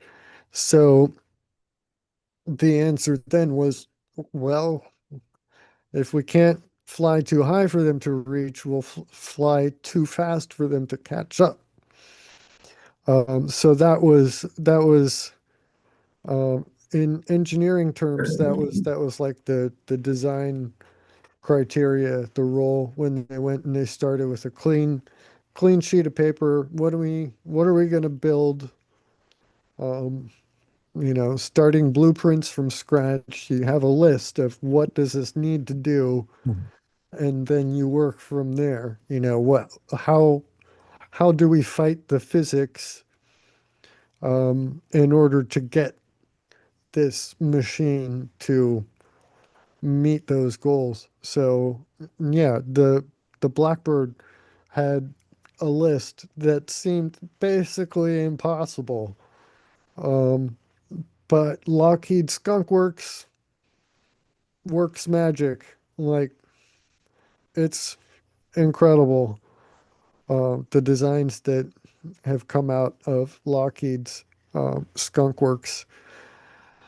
So, yeah, I could geek out a bit more about the Blackbird, but it's, I don't know. We've got some other stuff to talk about. That was interesting to me. Uh, might be crazy to say to whoever's out there watching. When that plane like gets up to that plane and catches up with it, then connects. It reminded me of like I seen this bird do that, but it was trying to do something to the other bird. I'm assuming it just like got close to him, and then they took off together. That's what that reminded me of. Yeah. Anyhow, yeah. If you look at the picture, something just catching up with you and just sticking something in you. Hilarious. It's just something that popped into my head. Mm, crazy. I probably shouldn't have said that when we were live. Just a funny thought that went through my head when I seen that. I can't say I ever would have had that thought had you not shared it. I'll say good. Um, good that yeah, you never have that thought. Well, now I So do. yeah, so fun fact: Taylor Swift is the only woman. Well, no, she's the richest woman, richest female musician. That's the word. Uh, she's worth $2 billion. 2 billion. Yes, net worth. And that was Okay. in People magazine. Hmm. Yep. To the singer's highly successful Eras tour earned 2.2 billion in revenue. Wow. What? That tour Taylor, alone turned, that tour alone, that's all that it says right there. I mean, It says Taylor Swift's net worth has reached good job. a new all-time high. The fate of a fella singer 36 has become the richest female musician in history, according to Forbes 2026 Icon Iconoclast 50 list, published Thursday, June 4th. As of March 2026, Swift's net worth was estimated to be $2 billion. Swift's first Swift first reached the status of billionaire in 2024 after her immensely popular Eras tour, which ultimately amassed $2.2 billion, Forbes reported, was already underway. The tour ran globally across a 16-month period, also become the highest grossing concert in tour history. The singer's record breaking wealth can also be attributed to her extensive music catalog, including her most recent albums, The Life of a Showgirl and The Tortured Poets Department, released in 2025 and 2024, respectively. Furthermore, her re-recording of several of her earlier albums, an unorthodox but revolutionary move in the industry, allowed Swift to regain ownership of her own music, thus earning her own royalties. She ultimately took control of her masters in 2025 in an estimated $360 million sale per Forbes, 6 years after they were sold to Scooter Braun. I heard that guy before. Swift previously secured her position as the richest female artist in the world in 2024. People previously reported other famed individuals from the entertainment industry recognized on Forbes Iconoclast 50 lists included Ryan Coogler, Beyonce, Bad Bunny, and The Weeknd. Never miss a story. Oh, that's telling me to sign up for people. Oh, as of August 2025, the net worth was estimated 1.6 billion per an earlier report from Forbes at the time. Her real estate portfolio worth 110 million also contributed significantly to her net worth. Swift has previously made several charitable donations, including 100 million, no, $100,000 in February 2024 to the family of a woman killed in Kansas City Chiefs Super Bowl parade, and 1 million in December 2023 towards natural disaster relief and storms in Tennessee. That is all. But yeah, the richest female musician in world history, which is cool. I went to that weekend tour that they were saying the tours that were big recently, and that Oh one yeah. was sold out 2 nights in a row. I went to the second night and I got floor seats. It was awesome. Last July Um, 9th, I believe, at Levi Stadium in Santa Clara. It was really good. Didn't tell anybody that I was going. Just got dressed for the event and I went. And yeah, oh luckily I didn't yeah. have a seizure or anything. But yeah, had a lot of fun. Uh, Yeah, it's interesting. There's something the way that the music industry like profits the musicians themselves is I don't know. I think that the way that um touring pr profits the artists themselves is kind of inversely related to the popularity and the scale of the um event.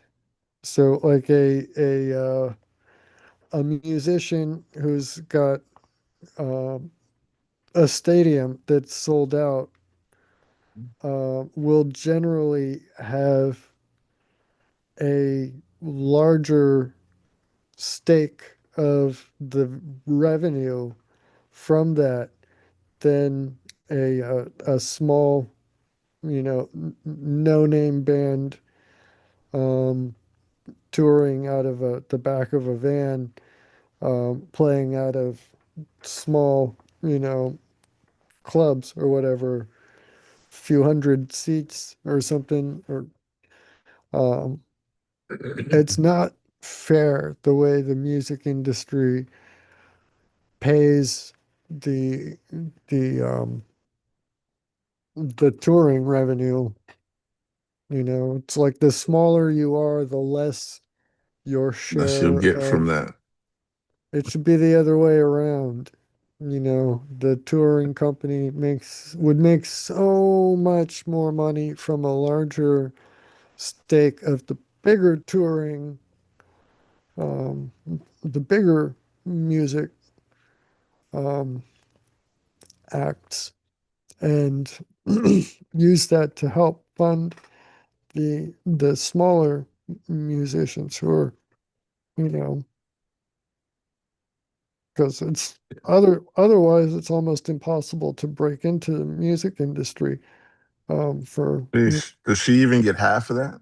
Like, would she huh? even get $1 billion off that tour? Oh, she would get a lot more than half, I think. Oh, okay. Probably. I don't know. I mean, we need to see if there's any info on that. Yeah. I would ask Siri, but I would have to ask one of these devices that I'm on, which would, yeah. But yeah, richest woman in history, $2 billion. Everybody out there watching, Taylor Swift is officially the richest female musician. Um, sit on that one. No, I'm kidding.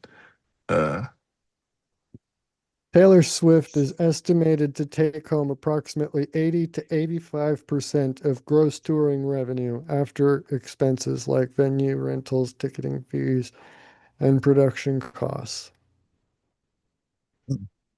good. She gets a Since good her amount of her. self-promoted Eras tour grossed an unprecedented record over 2 billion, her total direct payout is estimated in the hundreds of millions. Um, I got something here about another artist. I didn't know who she Hey, was. Swift notably Oh, go ahead. allocated roughly $197 million of her tour revenue towards Um, massive bonuses for her production crew, dancers, riggers, and truck drivers. So nice. props, props to Tay. Yeah, That's she made sure her team was good. yeah. Well, hey, that's how you get Get them to come that's how back. you get good, yeah, good people. Mm. Um, yeah. Um, there's another little piece of an article here. I was gonna wait until we got Andrea, but gonna I've have to got knock other this one out. articles if you want to hold off and see. We can hold off. Go ahead. This one's hilarious. My Um, daughter sent it to me. I know nothing about whatever this little girl artist is, but yeah, funny stuff. Go ahead. okay, yeah. So this one, another nerdy thing from Interesting Engineering. It says US's new supercomputer solves 500 years of work in a day for hypersonic research.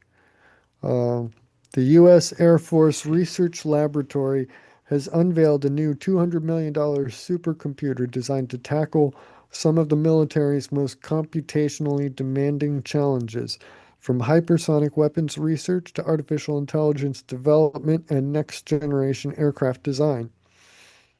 Known as Flyer, the machine was recently commissioned at Wright-Patterson Air Force Base in Ohio, according to AFRL officials. Or wait, according to AFRL officials, the system can solve in a single day problems that would take an average laptop roughly 500 years to complete. Flyer has been part of a multi-year modernization effort under the DoD's High Performance Computing Modernization Program, HPCMP. I don't know if that's necessarily that much easier to say. The system was originally announced alongside its classified counterpart, Raven. Ooh, spooky. As part of AFRL's TI-23 supercomputing initiative. More than just a faster computer, it says. The launch was first reported by local outlets like Springfield News Sun and WHIO TV. Flyer is designed to support large scale simulations that would be impractical, prohibitively expensive, or outright impossible to conduct in the real world. The system contains approximately 186,000 processing cores, 800 terabytes of RAM, and 18 petabytes of storage. Wow. AFRL officials, imagine what kind of frame rate you could get on Doom with that. Damn. Um, yeah, Yeah. that's a lot of. Did I hear him say Can it terabyte? run Crisis? I bet it can run Crisis. Something say terabyte or Petabyte. something? Petabyte. Yeah, I heard of that 18, because 18. I looked up hard drives because I got all this footage to edit, all these Mm, stuff to edit, and I got a 20 terabyte hard drive. So far I've taken 8 terabytes. So yeah, damn, give me I've another. got an 8 terabyte, but I have Uh, absolutely nothing on it. I don't know why yeah, well, I know I got why. 8 terabytes gone of just videos to edit, videos that are already edited, all kinds of stuff to come. Yeah, But AFRL um, officials noted that matching its memory capacity alone will require roughly 2 million laptops. I think they got wow, a little more space than you do. yeah. Mm, Um, I figured just one day I'm gonna have to update, update, but 20 terabytes is good for now. Like I plenty. said, Yeah. I'm a year in and I got 8 terabytes gone. I mean, So hey, next year we'll if have you need hopefully if you need more space, I if I got need more another hard drive eight space. I could just stick in the mail for you. I'm not using, but yeah. Uh, at the moment I don't, but yeah, I'll let you know. Mm, Maybe in a couple of years. For now, pretty good. yeah. Uh, Yeah. yeah, There's Toaster said she might join eventually okay. though. I was just throwing that out there. Um, Uh, those specifications are impressive, but the real value lies in what the machine enables. Military researchers are increasingly relying on digital engineering, computational fluid dynamics, CFD. Yes, that was my thing. Mechanical engineering, I was thermodynamics, fluid mechanics. So yeah, CFD, um, AI training, and virtual testing environments to evaluate new technologies before building physical prototypes. Instead of developing multiple aircraft designs or conducting thousands of expensive flight tests, engineers can simulate those scenarios digitally and rapidly iterate on designs. FRL has previously highlighted hypersonic vehicle development as one area where supercomputers provide a major advantage. Yes, yes, the calculations that or okay, um, the equations that define the way a fluid behaves. You know, air, gases, and liquids both fall under the same fluids category, and so the same equations can work with both of them. Both gases and liquids. But the so for gases, aerodynamics, um, that's part of why, things like Formula One. That's why Formula One is so expensive because it takes a lot of design development, a lot of time on computers running CFD analysis to figure out how is the air going to behave around this particular thing, right? Around this feature of this part of the Formula One car or of this, new hypersonic missile thing, which is, Mach 5 plus is a big deal. The faster you go, the aerodynamic resistance increases with the square of the speed. So the difference between Mach 1 and Mach 2 is exponentially greater than the difference between Mach 2 and Mach 3. So the Blackbird could run full afterburners Mach 3, and that is a big deal. Um, but hypersonic missiles and equipment, they're going up and looking in the Mach 5 plus range. So that is just a realm that has never been dealt with before. We generally punch through punch up through the atmosphere with a rocket and then pitch to the side and take that sideways to go around um, in orbit around the Earth. You know, we don't generally punch through the atmosphere at Mach 5 plus horizontally like that. So being able to do that with a computer is incredible. And it will be, yeah, moving forward, being able to do that will be a gigantic advantage if we can stay ahead of any other nation. But yeah, Toaster's here though. Yay! More interesting than the welcome supercomputer back. we're talking about. Hi. Hey, Talking about supercomputers, and then you got the supercomputer on the head. Yes, I do. Electrodes all around. yeah, Have you It's had a seizure amazing that yet? you don't have to actually have to stay in a hospital to get one of these things done for multiple days. so nice, Have you so had a seizure nice. yet? I hope if I ever have to Couple have one, focals, huh? according to my Couple. neurologist, Oh, okay. Wait, which so So is they good. can tell from they have that information from where you are. They can tell you had a seizure. She gets like the after a day's gone, she gets the information and they read it and then they look at it and tell me. And okay, today, so as it's of like now, an there's end of been, the I day think, like summary. three focals recorded. How many? Three. Three. Not today, but total since Monday. Nice. I was gonna say nice. Yeah.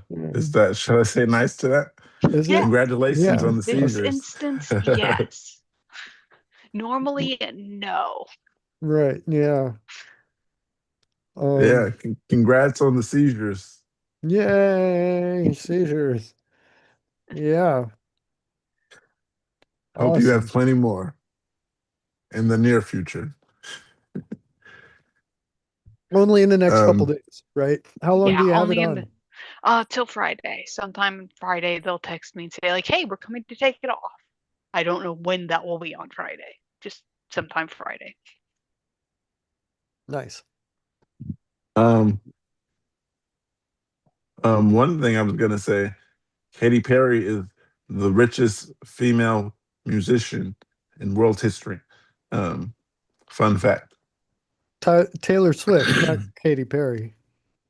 Oh yeah, Taylor Swift. I'm sorry, gave Katy Perry too much credit. Uh, That would be, I anyhow, wonder how much richer than Katy Perry is Taylor Swift. Do they uh, consider each other competitors? Are they like, I mean, I guess they're both like just female pop. I don't know. Are their styles such that they would have the same fan base? um, I don't I know if could they are in the same genre, well think but about when it comes to artists is Oh, you can have fans in both camps, if that makes yeah. sense. Yeah, the Venn diagram can, yeah, significant overlap. It looks um, like Google's Taylor Swift AI is worth 2 overview. billion, Yeah, and Katy Perry is worth 400 million. So this one says yeah. 360 million. Oh, Selena this is Gomez is Google 1.3. billion. Yeah. Nice. I didn't know that. Oh, Las Vegas Didn't residency? expect that either. I didn't know that she did. Well, I'm not a Taylor Swift fan, so I did not know, did not follow her carefully enough to know she was doing a residency in Vegas. But that's, I mean, Um, That's basically just like money, you know. Stable place. You There's don't have a the chaos of touring all around the world. You just boom, steady gig, show up, do it. It's like the closest someone in the music industry can get to being like a regular 9 to 5 job, it seems. Right. yeah. There's an actually another little tab over here. Someone wrote 7 years ago, and it Oh, says Katy Perry named highest paid female musician in Forbes. 7 years ago, Katy Perry was worth $83 million, and Taylor Swift was worth $80 million. This was only 7 years ago, and now Taylor Swift is worth $2 billion, and Katy Perry is worth 400 million, or I think you might have said 460. 360, it Uh, says over here. Yeah. 360. I mean, that's part of something that interesting, an interesting data point, fact that is missed or overlooked a lot in a lot of political discussions is the idea of like the top 1%, the richest, the 100 richest um, people, and Forbes lists of wealthiest, highest paid, or whatever. And a lot of people think, oh, that's got to be like a stable list of how these 100 people, and someone goes up into that list, and then you got that, and you're in some status. But most people who make that list of Forbes, top paid, you know, wealthiest individuals, highest paid individuals, whatever, um, Net worth. almost all of them are only on that list for a single year.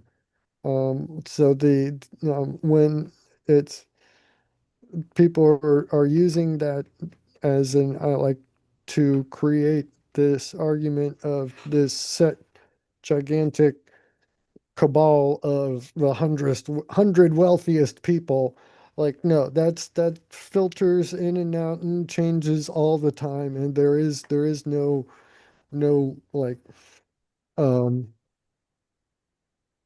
yeah, I don't know. Thomas Sowell has an essay about that, and he says it a lot better than I can put it. But There's probably yeah, some women CEOs out there that are probably like, applause to you. I'm worth 100 billion. I Good for mean, them. Nice for that good for two them. billion. Yeah. Yeah. Don't spend it all too quick. Uh, Um, that same little that same little um thing I was telling you about how much the women are worth. On that same list 7 years ago, it says Adele was worth 80 million, Beyonce was worth 69 million, Pink was worth 60 million, and yeah. So they're worth a lot more now. Of course, because Katy Perry and Taylor Swift, that has switched tremendously. But I had another article here, and it was about an embryo mix-up. You want to go to that article? You got something left? What you're doing? I got other stuff to talk about. Uh, Yeah. I mean that was only half of that article, but it seems like maybe oh, the keep going. supercomputer is um not so interesting. We could talk about something else. Um, It was interesting. I didn't know you weren't done. If you want to keep going, we can keep going. Finish the okay. conversation. No. Ba, ba, ba. AI training. Uh, yeah, AFRL um, has previously highlighted hypersonic vehicle development as one area where supercomputers provide a major advantage. Vehicles traveling at several times the speed of sound are difficult and expensive to test repeatedly in real world conditions, making advanced simulation essential. The growing importance of supercomputers is directly related to how militaries develop technology.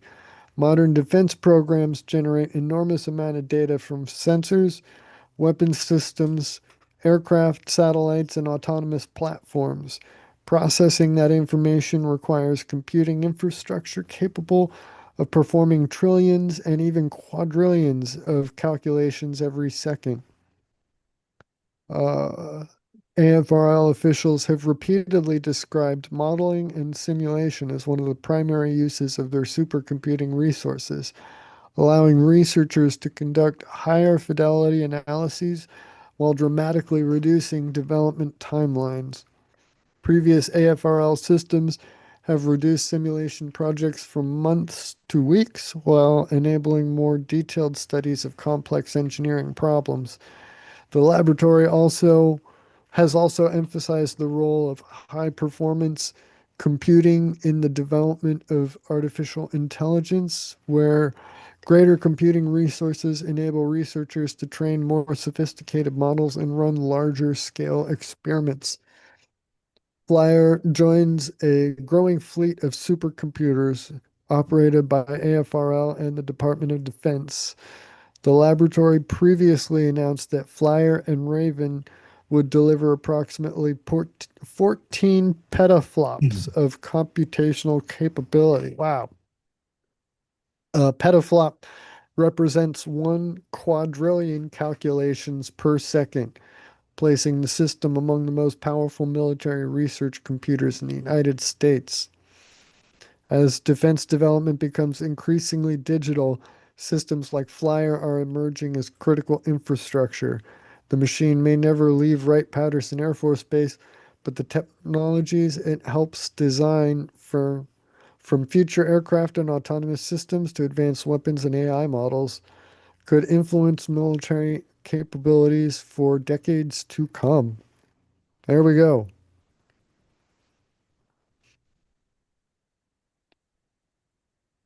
Um, Yeah. uh, dang it. I bumped a link or bumped the mouse and hit a ad, and now Google will think I'm interested Think in you want thing. I don't what know, is something. I closed it before it loaded. I don't know which thing it was, but uh yeah. Okay. um yeah. That's a better computer than me because I wish I had something to download something that fast. Because I'm downloading some videos right now that I've been downloading since yesterday because they're that big. Uh Yeah, 12-hour long Videos that are videos. 95 gigabytes. Uh yeah. that's big. I got a Yeah. video that and the laptop died when I went to sleep, so it's only at 53% because I fell asleep and I forgot to plug up the laptop.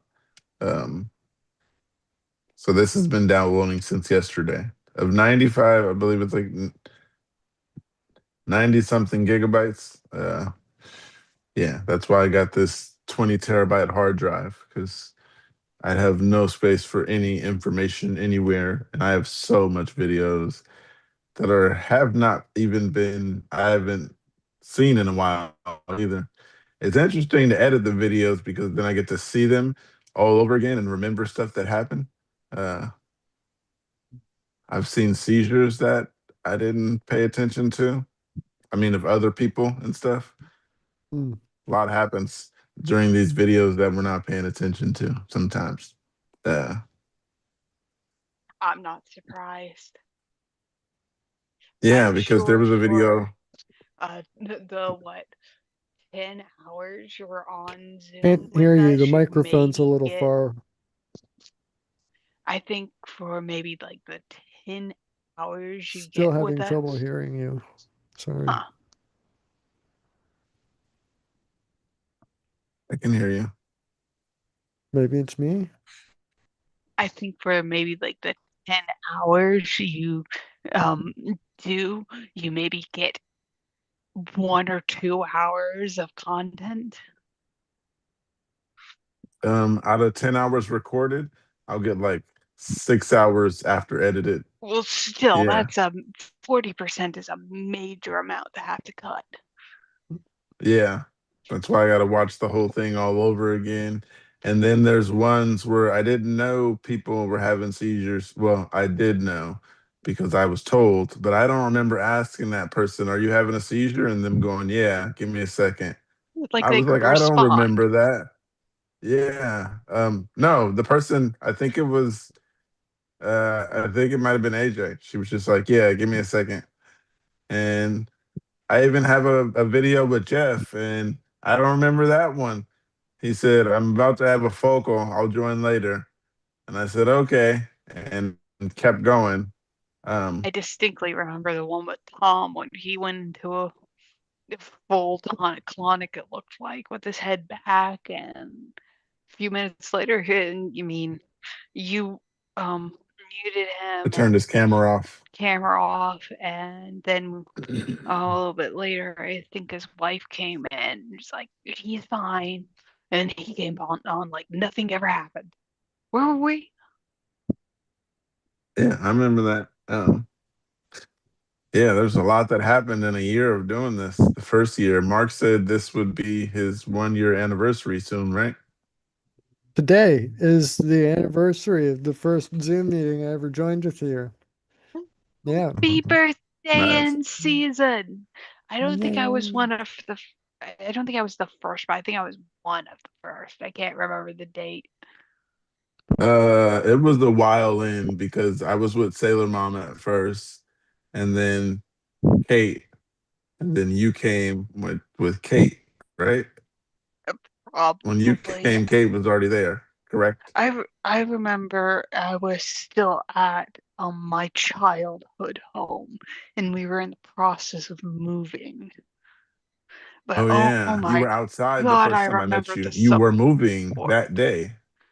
that I had You were like, "I was gotta go move." yeah, Remember that? Uh, kind of.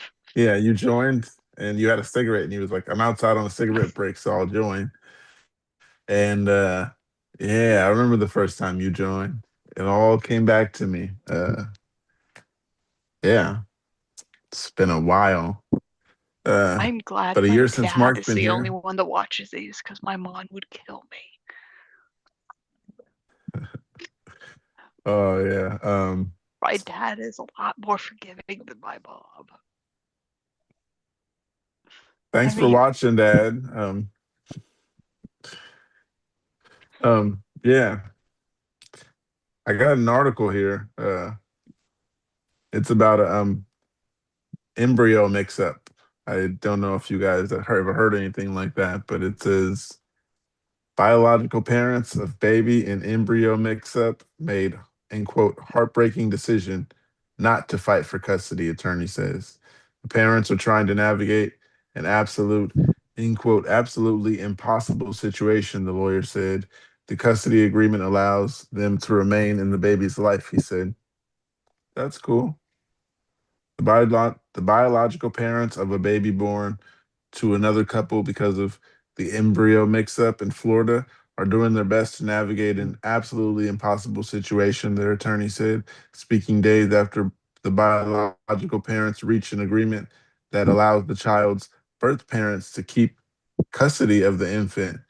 Their lawyer, Rob Marcero, I'll leave it as that, told NBC News that the last several months have been devastating for his clients.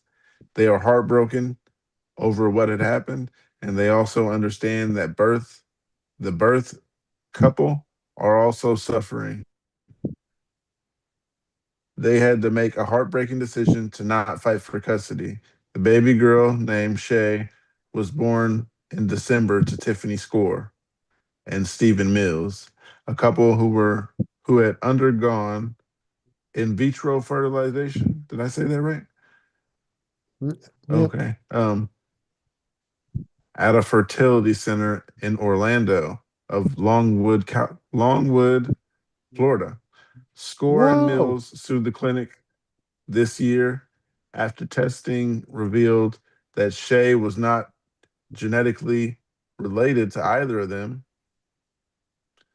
Uh, the revelation prompted a search for the couple whose embryo had been mistakenly implanted into Score.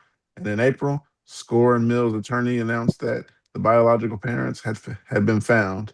The attorney, oh, the identities of the biological parents referred to the in-court documents only as patient 004 have been kept private. The custody agreement will allow Mercer's clients to remain in Shay's life, he said. They care deeply about the baby and would have preferred to keep her as their own, Marcerer said, but it would have been an incredibly uphill legal battle, and they didn't feel that that was going to be what was in the best interest of Shay. The decision came after several meetings with the birth parents, at which they shared a lot of tears and hugs. Score and Mills, who are white, pursued genetic testing on Shay because their baby displayed the physical appearance of a racially non Caucasian child. According to the lawsuit, the testing revealed Shay was 100% South Asian. Their attorney, Mara Hartfield, said in a statement this week, Hartfield and Score and Mills have begun and intend to continue to foster a relationship of friendship and trust with Shay's biological parents. The clinic, which has since closed, did not respond to a request for a comment regarding the news of the custody agreement. The extraordinary case has put spotlight on IVF in the USA, which experts say lack oversight compared to with other developed countries. Still, there is precedent for such a extreme mistake. Embryo mix-ups are known to have happened to only a handful of families across the U.S. Scores of Mills lawsuit names both the fertility and its lead reproductive endocrinologist, Dr. Milton McNicol, as defendants. The defendants have not disputed that Shay should be, but is not the genetic child of the plaintiff, according to the judge's summary and court filings. McNicol did not respond to a request for comment this week. Shay's biological parents intend to sue the clinic and the doctor. Mercereau said they have been placed in such a difficult situation that no one should be placed in, and the decision have been forced to make has just been agonizing. He says it's just inexcusable. That's all. Um, yeah, to find out your child is 100% South Asian is interesting, especially when you don't know what she is and you're trying to figure out. South Asian could have been something you might have been able to point out earlier. But yeah, I'm happy that they're doing what's best for the kid. Uh, I think they said they're not going to give it back, um, I but mean, they're going to when allow everybody to be in the kid's life again. when they, I mean, she's the mother carried baby 9 months, gave birth. It's I mean, yours. yeah, it's gonna still be, there's gonna be an emotional attachment to it. You're not gonna just, here you go. Yeah. It's not like an Amazon, no questions return policy, something. What can you do? Like you're not, but at the same time, it's not your child, technically. I don't Yeah, know. that is messed up though, because you grow to love a child, and Yeah. then for the Um, child just to be To be I like, this mean, is not your child. You just carried it. people adopt all the time, but that's different than thinking that you're giving birth to your own genetic progeny only to find out that you've basically effectively adopted a South Asian baby, right? It's like, oh, I don't know. It's difficult whichever direction you look at it, right? Whoever side you're thinking about or Yeah. taking. Like they said, an extraordinary situation. It's exactly what that is. It's hard because both families are suing. The clinic is closed. Uh, and you don't Yeah, have was your it like a child. fly by night type place that really wasn't They didn't say, but they did say it following was near you. it? I mean, Uh, yeah, that's it's the wow. IVF clinics near you. I mean, it Um, must. I I know the area or where it is at so least. Yeah. Yeah. the kid actually was given to the non-biological parents, but they got permission to keep the kid, and the biological parents have rules that they can actually come in and see the child whenever they're ready. Uh, so yeah, the kid will Okay. get to see the original parents, your biologicals, but you're gonna live with who carried you for 9 months, and then found out you were 100% South Asian. Is that Luckily, the gonna kid found out sooner than later. is that gonna be confusing to the kid? Like, Well, why do the why do I South look like Asian this? biological parents need to meet this kid at all? What, I mean, It was their embryo. That mix well, up. They want to know the child. Where'd this embryo go to? yeah, I And guess it's interesting that the kid's gonna it look is nothing like the theirs mother. that they paid for technically. Yeah. Would I don't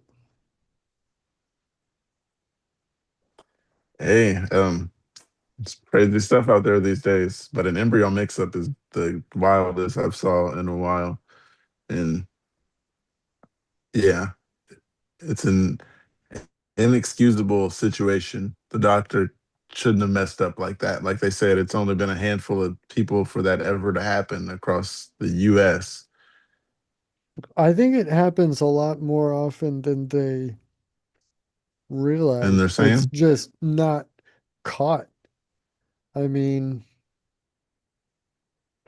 as long as the yeah, kid's physical appearance kind of resembles closely enough to the parents, why would they have any reason to suspect or look into it? You know, is every parent who goes to a fertility clinic gonna do a DNA test automatically on the child that the mother gives birth to immediately upon giving birth just to check and make sure? Or are they just gonna love the child that they just brought into the world? Well, I think most people would just yeah, love the she said, child, right? yeah, it said she pursued genetic testing because their baby, end quote, displayed the physical appearance of a racially non Caucasian child. According Yeah. to the lawyer, the testing revealed that Shay was 100% South Asian. Like, that would blow my mind if I find out that the child I birthed is not even white at all. I mean, it would make sense why the parents would be confused, right? Yeah. Couple of Yeah. white parents give birth to a Pakistani looking baby. What is happening? Yeah. That's not easy to visually mistake. So yeah, but That's a confusing story for the child. the clinic went out of business, closed before the parents even gave birth and recognized that the child's skin color is off. It says the clinic, which has I since feel a little closed, did not racist for respond. saying it that way. The skin color's off. No, Hey, it is what I it mean is. that's what the it's what South Asian features don't match Caucasian. So yeah. Mm. yeah. Hey Andrea, how you doing? I'm I like looking. the head jewelry. You you like my new look? Yeah. Yeah, Toaster I'm has not a hers on. fan. You're not a fan. I'm not a fan. How long you gotta have it? Monday. Oh, nice. Yeah. Monday. Okay, 5 days. I needed my fingers to figure that one out. Yeah. I think she So said it's like Andrea, 120 hours. oh wow. Um, so we were reading an article here where an embryo mix up I in read that. I Florida. saw about that. Yeah, Yeah. that's crazy. Did the Yeah. other couple get their kid? I don't. It didn't say. It didn't, yeah, I it don't didn't. think I so. wonder if the It other didn't couple say if. got one of their own and then so now they've got like two Yeah, I of don't know. two examples of their DNA running around. Um, yeah, I don't know. I guess it doesn't matter, right? That child is not relevant to this No, incident. Well, I But mean, if the Caucasian child was to be birthed by an Asian, then yeah, they're gonna know for sure. yeah. I guess I I wonder can see if I the guess get none of mistaked the when the child's first born. well, most of these clinics when they do the whole process, they don't just fertilize one egg at a time. They just do a batch and will Wow. implant.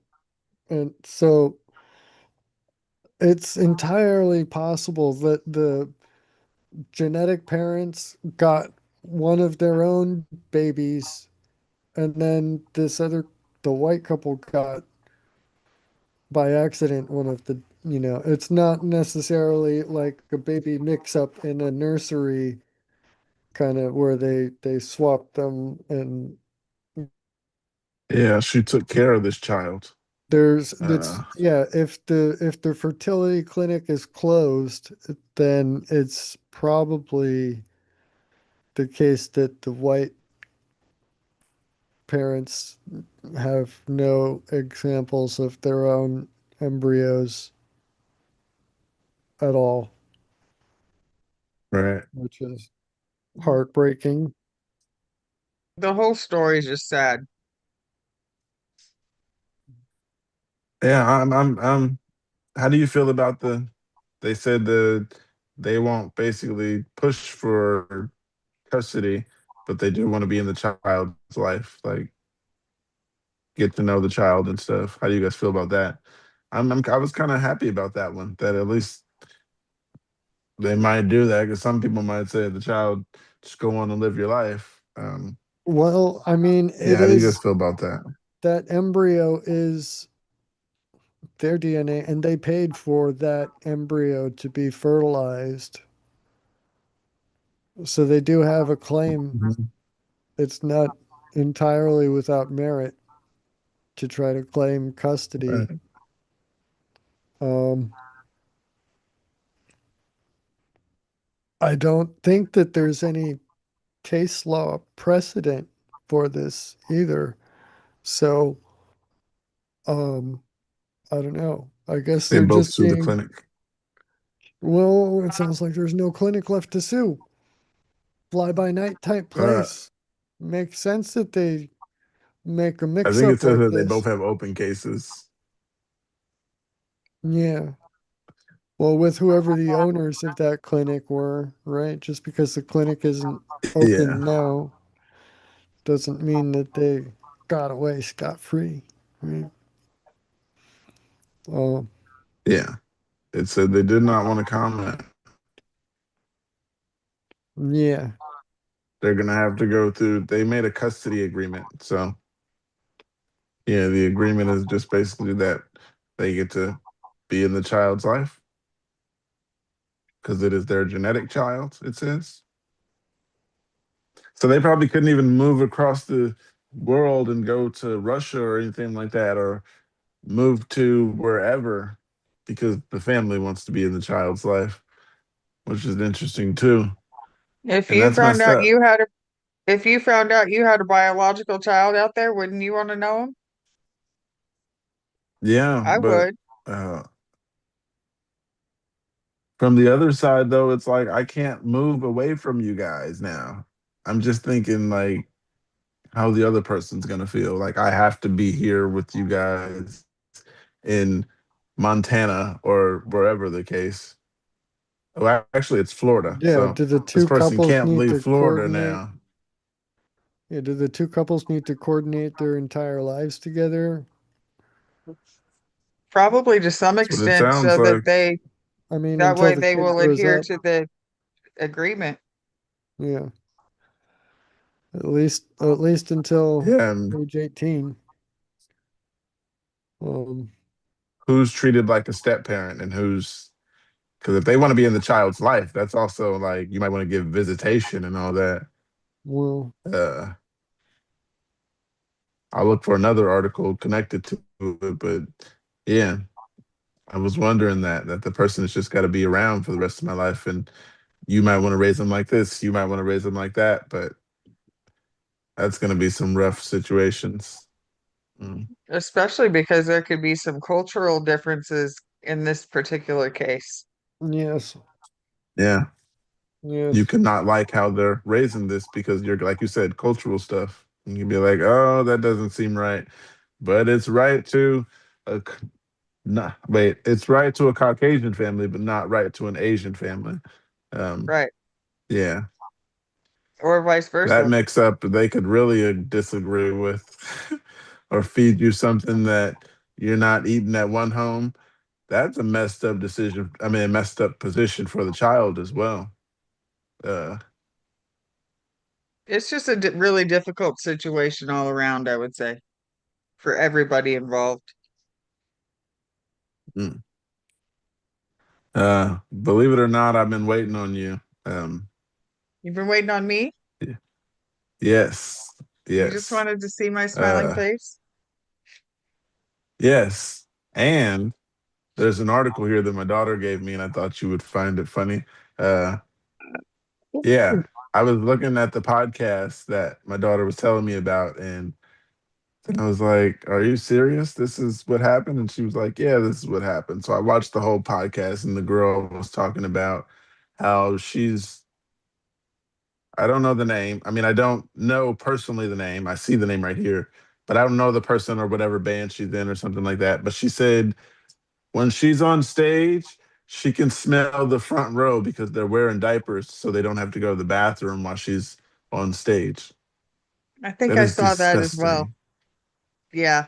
Um, but they're saying it's more common than we think because people are doing this at I forgot what other festival they were talking about, but they were saying yeah, it's way more common than we know. And wear a diaper. I couldn't see myself going out to buy a pack of diapers because you cannot buy a single diaper. Uh, I mean, you just have it delivered from Amazon. Just don't check the box that says deliver in original packaging. and you'll be Yeah. golden. Yeah, get the diapers at home ahead of time. I couldn't imagine just being at a festival for days and wearing diapers. It's not I like you doubt can't hear the you. music from the bathrooms anyway. Hmm. Right. Can you imagine like singing and you're like, what's that? And you just got to keep opening. I don't want to open my mouth. Yeah, Keep you smelling. gotta inhale that deep in order to project, right? In order to get it. I mean, unless you're lip syncing, in which case, whatever, right? But you still gotta breathe. So Yeah, still, that's oh disgusting. yeah, Inhale through your nose. what the heck? Who was this performance at? Like what age group? I want to know which I'll read generation the to get article here. disappointed at. When I read the band's name, you could you can look up where they're from, whoever they are, whatever the case. But the video was hilarious because you could see her blink, and that's when you know that she noticed the smell. Um, Somebody's Oh, podcast. Anyhow, yeah. the article starts with Olivia Rodrigo admits she smelled fans wearing diapers at her shows to keep their front row spots. The drop dead, end quote, drop dead singer mentioned the unique, end quote, experience in an interview with Kiss FM UK to promote her new album. You seem pretty sad for a girl so in love. Olivia Rodrigo knows what certain fans go through at her shows. The end quote drop dead singer recently visited Kiss FM UK studios for an interview about her new album. Eddie, you seem pretty sad for a girl so in love and open up about some unique fan behavior she noticed from the stage. I, End quote. I have been to certain concerts and certain festivals where people wear diapers so they can be in the front row of the show, says Rodrigo. And that's been an experience as a performer that I have smelled. The Grammy winners' fans aren't the only ones watching the concerts in the diapers. During Taylor Swift's Eras tour, some fans admitted to wearing them in order to not miss a moment of the pop star's 3 hour set. Rodrigo released You Seem Pretty Sad for a Girl So in Love on Friday, June 12th. The album features the hit songs Drop Dead and The Cure, as well as a collaboration with the Cure's the Cure is the name of a band. The Yeah. Cure's Robert Smith called What's Wrong with Me? There's quite a lot of there's quite a lot of that's wrong with me, Rodrigo told Kiss FM about the truth behind the title of her duet with Smith. The thing that comes to mind is that I actually like 60% deaf in my left ear. Oh, so she's definitely going to be yelling even louder because she can barely hear out of that ear. And you gotta inhale to yell that loud. That's gonna suck. I'll read the last little paragraph here. It says, so if you were to sit on the side of me, points to her left, and try to tell me a secret, I couldn't make out what you were saying, she added. So if you tell me a secret, go right here. In support of You Seem Pretty Sad for a Girl So in Love, Rodrigo will embark on the Unraveled tour in arenas throughout North America and Europe in September to May 2027. Oh man, definitely gonna be kind of louder. Can you imagine? You got to be louder because you can't really hear. Um, my sister, I imagine her she probably TV, she wears keeps her in-ear TV monitors. loud. My sister keeps her TV really loud, and I told her it's probably because she can't hear. But that was just something I thought. I was like, maybe your TV's louder because you can't hear, and you talk really loud because you can't hear as well. But that conversation didn't go anywhere. Um, but yeah, to be in the crowd wearing diapers, I couldn't imagine. I would ask you, can you get away from me? Or I'd call security or something. Or if the person on stage can smell it, I know the people in the crowd next to that person can I smell it. mean, And yeah. what if it's just a group of them just all wearing diapers? I'm sure they can all smell shit. That's disgusting. Oh It's my a whole goodness. whole new meaning to shitting themselves over such and such a performer, right? Uh, Why? Who uh, in the world has ever had that much trouble, like if for a 3 hour set? Really? yeah. She Is said at that, festivals too, well, not just one festivals show, are, yeah, festivals are days in different, a row, but still, or like, you sometimes. don't, yeah, Mm. Uh, mm, that's gross because you got to go change your diaper when that set is over. Uh, and if you just sat there and shit on yourself, that is disgusting. you Uh, know, sitting in it. Sitting in it for a 3 hour set, listening to music, I couldn't even be comfortable, like cheering a person on, and yeah, I couldn't even be comfortable and do full comfortable movements with a diaper full. Oh man. What would Mm. you guys do if someone was next to you smelled like that? There is some audio here from the podcast, but we'll go into that some other time. Um, I don't know. I mean, if it was a festival, then I would just try to move away from them, right? It's not worth standing that Those close were to people with somebody. front row seats. Right, yeah. If it's like seating, assigned seating, that's like you're stuck. But a festival, I just move away from them, you know. Fuck that person. Or But, people uh yeah, fuck them. go stand somewhere else. uh I wonder if you could have told security, like, it stinks over there. I think someone went on their self. Yeah, that shouldn't be allowed, but it is hilarious. Yeah. Definitely not Oh my anything I would goodness. want to be close to. Yeah, If you can't help it, Correct. that's one thing. If you're doing it just to watch a concert, that's totally another thing.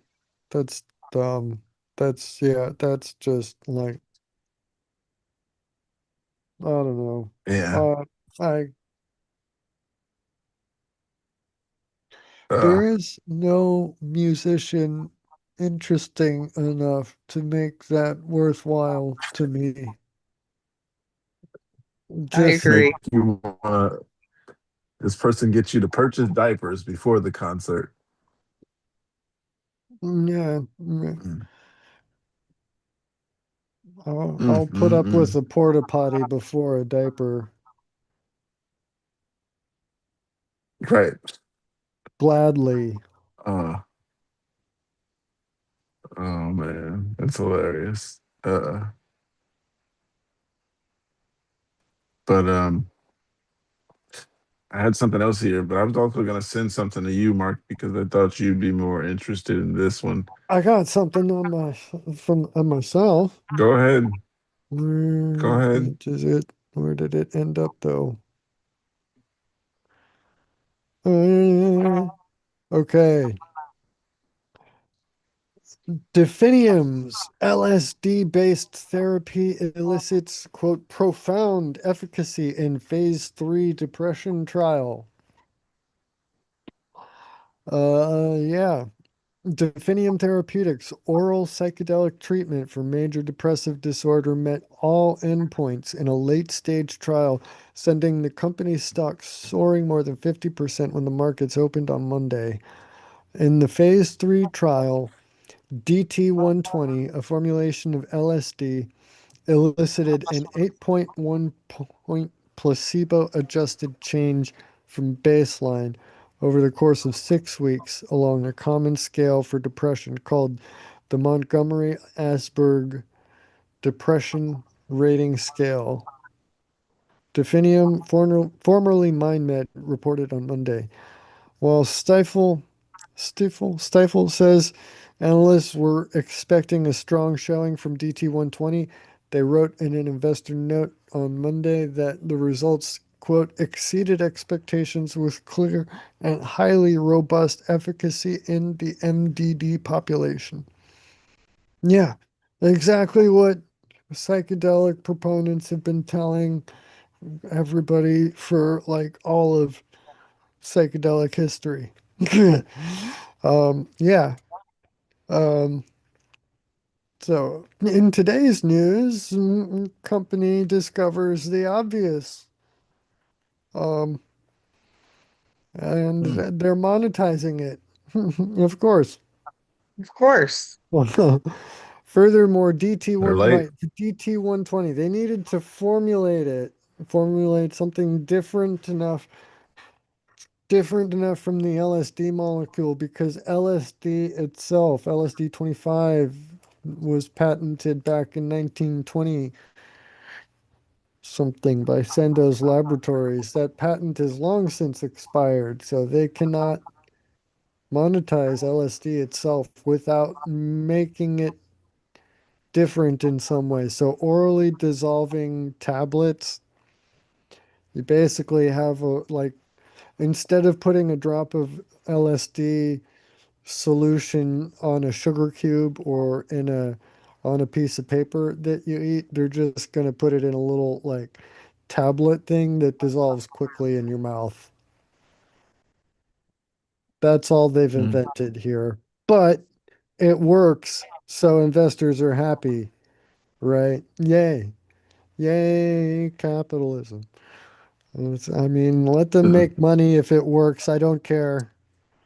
Whatever. Just get the medicine to the people who need it.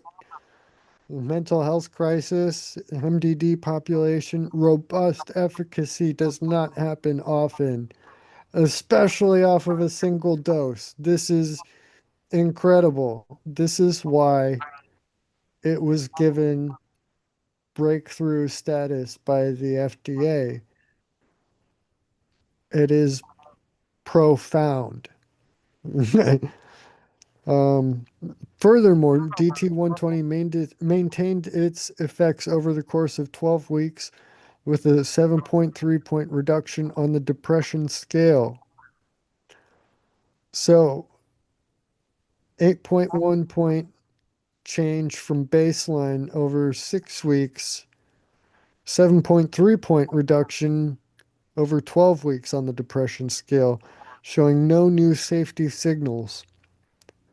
Based on the scale rating, DT120 outperformed all approved therapies, according to Jeffries and analysts on Monday's note, who called the efficacy data profound. All approved therapies are less effective than a single dose of LSD. Who'd have thunk it? Definium CEO, blah, blah, blah, called it, quote, potential best in class treatment for mental health disorders based on the new results. The study, dubbed Emerge, is the first of the company's phase 3 trials to report. Another ongoing trial is assessing DT120 in generalized anxiety disorder. Good, good. It works on that too. Don't ask me how I know. That would. These findings could support a fundamentally new approach to treating MDD for patients and providers who continue to face the limitations of existing treatment options, Barrow said. They've got some good, like, writers for his speeches. Grounded in decades of scientific research, these results bring us one step closer to potentially delivering a transformative new treatment option as we advance toward FDA submission. The long-lasting effective DT120 gives the drug candidate a, quote, highly compelling advantage versus Bratvo, Johnson and Johnson's ketamine-based nasal spray for MDD, according to Stifel. No direct comparison could be made due to the nature of psychedelic trials across different companies, but the durable response speaks to potentially low frequency dosing that is considered beneficial for psychedelic drugs. The psychedelic space is quickly gaining steam, with several companies making clinical and regulatory strides alongside Definium, including Compass Pathways, which focuses on psilocybin-based therapies for depression. The FDA has made psychedelics a regulatory priority under the leadership of former Commissioner Marty McCary and Health Secretary Robert F. Kennedy Jr. President Donald Trump signed an executive order last year to push a new wave of psychedelic mental health therapies forward. Definium changed its name from MindMed in January and is also investigating DT-120 in PTSD. The company also has a formulation of MDMA in autism spectrum disorder in clinical trials. What? Okay, I'll try that if they want. Um, yeah, I don't like the way they keep bringing ketamine in under the psychedelic umbrella because it's not technically really a psychedelic, but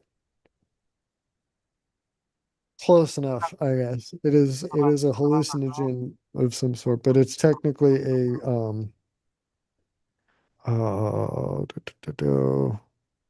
dissociative anesthetic.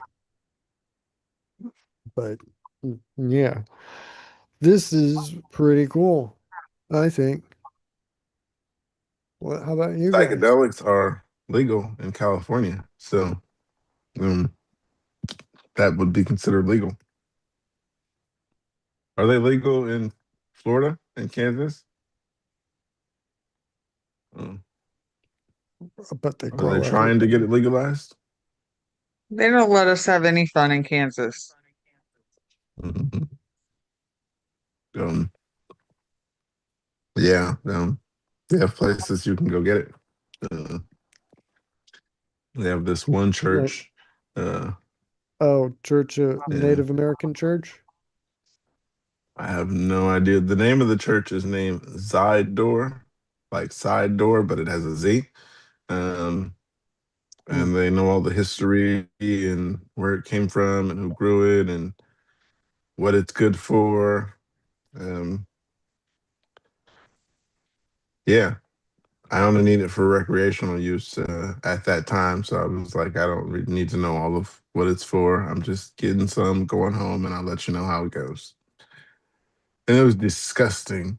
It tastes like eating a bunch of dirt. Um, you gotta, never mind. It's not the best advice to do mushrooms.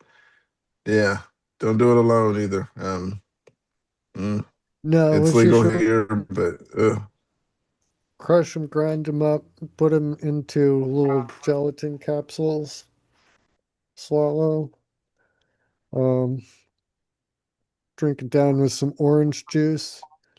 The strong flavor of the orange juice helps to drown out anything that might seep through, mask through the like gelatin capsule.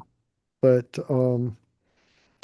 orange juice also helps to assist in the absorption and activation because psilocybin is the active um,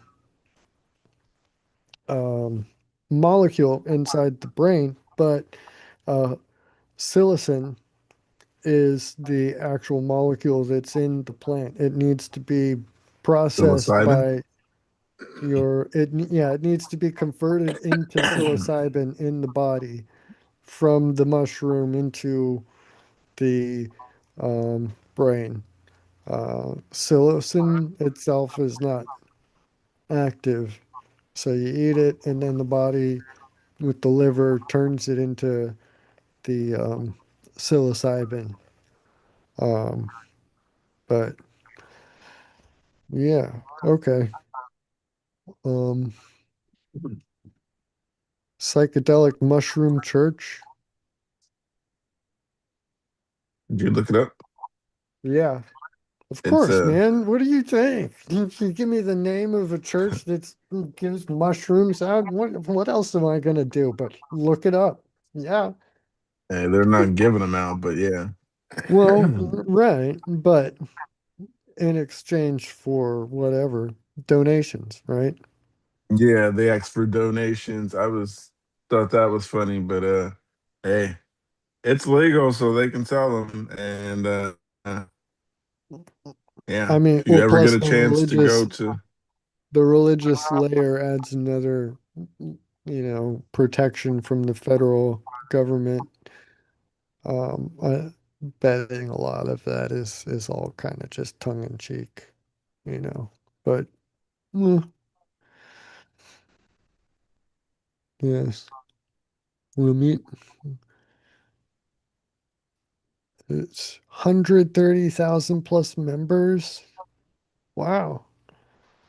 We're going to take a trip through the psychedelic mushroom megachurch. We'll meet one of the lawyers trying to keep psychedelic religious leaders from running afoul of the law and get a pet geek into. Oh, it's a whole NPR thing. Okay. I don't want to spend 31 minutes listening to some NPR expose about this church. Not at this moment, but they got that picture. They did a good job with their mushrooms growing and drying. yeah, just imagine like some leaves. You know how leaves look in the fall? They're just gray, and you can just crumble them, and it turns to dust. Well, That's how it was like. And they yeah, decided to but dump it over a pizza, the um and the um psilocin content by weight of the mushrooms is highest at the point just before the cap opens and separates from the stem.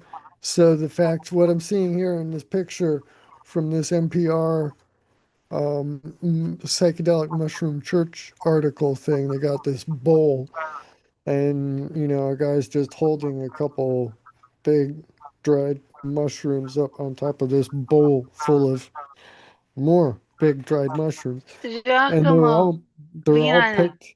Joachim, Joachim, Giacomo, Jacques, he Jacques, had a seizure.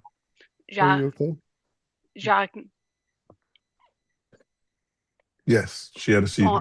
Conan, Conan, oh, Um, Fag, Okay, she's gonna go to oh, sleep.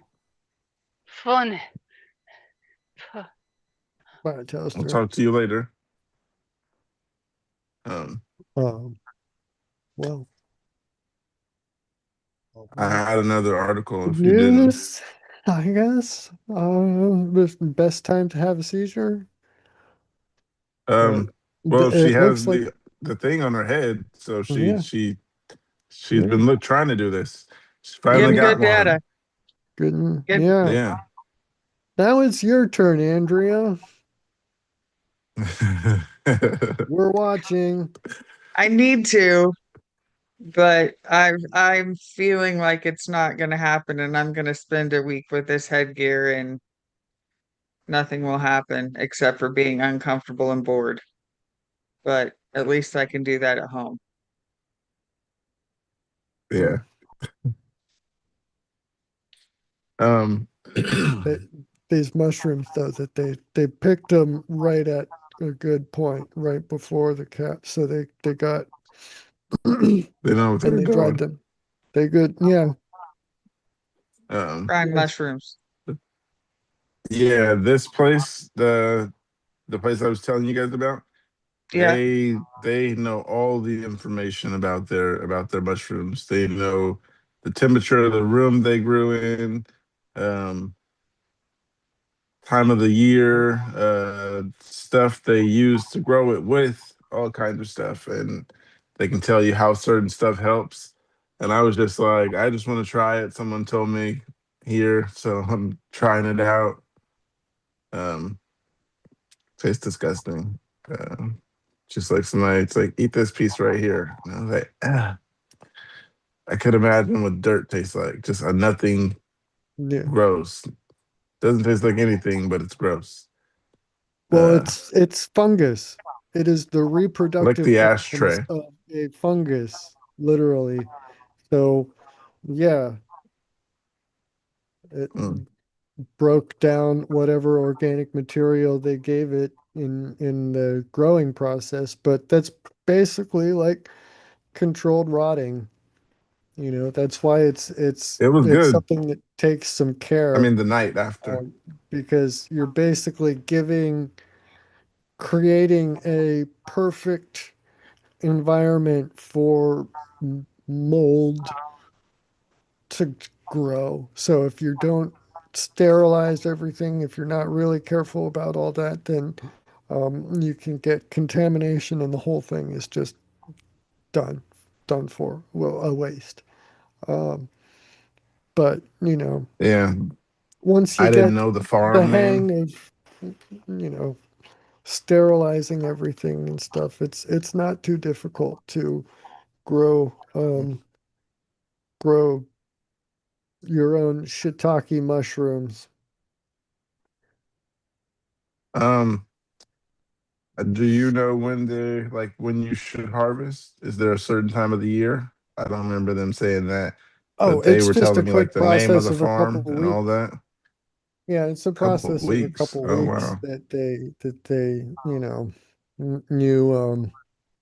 inoculate some substrate or something, some organic something, um, and then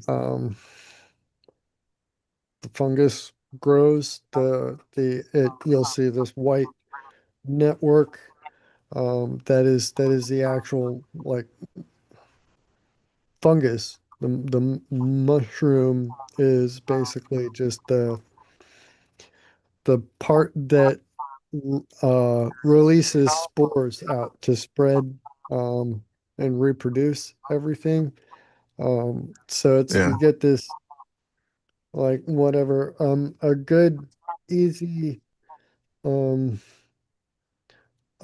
starting thing to is to just go to a store and buy one of those like microwavable instant rice packets like Uncle Ben's brown rice, Yeah. um because it's sterile, right? It's been sitting on a shelf, it's not growing anything in it and stuff, so you have a little syringe with mushroom spores in it, and sterilize the outside of everything, sterilize the needle, um, hands, keep them all, a still box, ideally, somewhere where there is no air moving, there's nothing that can get around, kind of reach in like those gloves that they, I didn't go that far necessarily, but, you just inject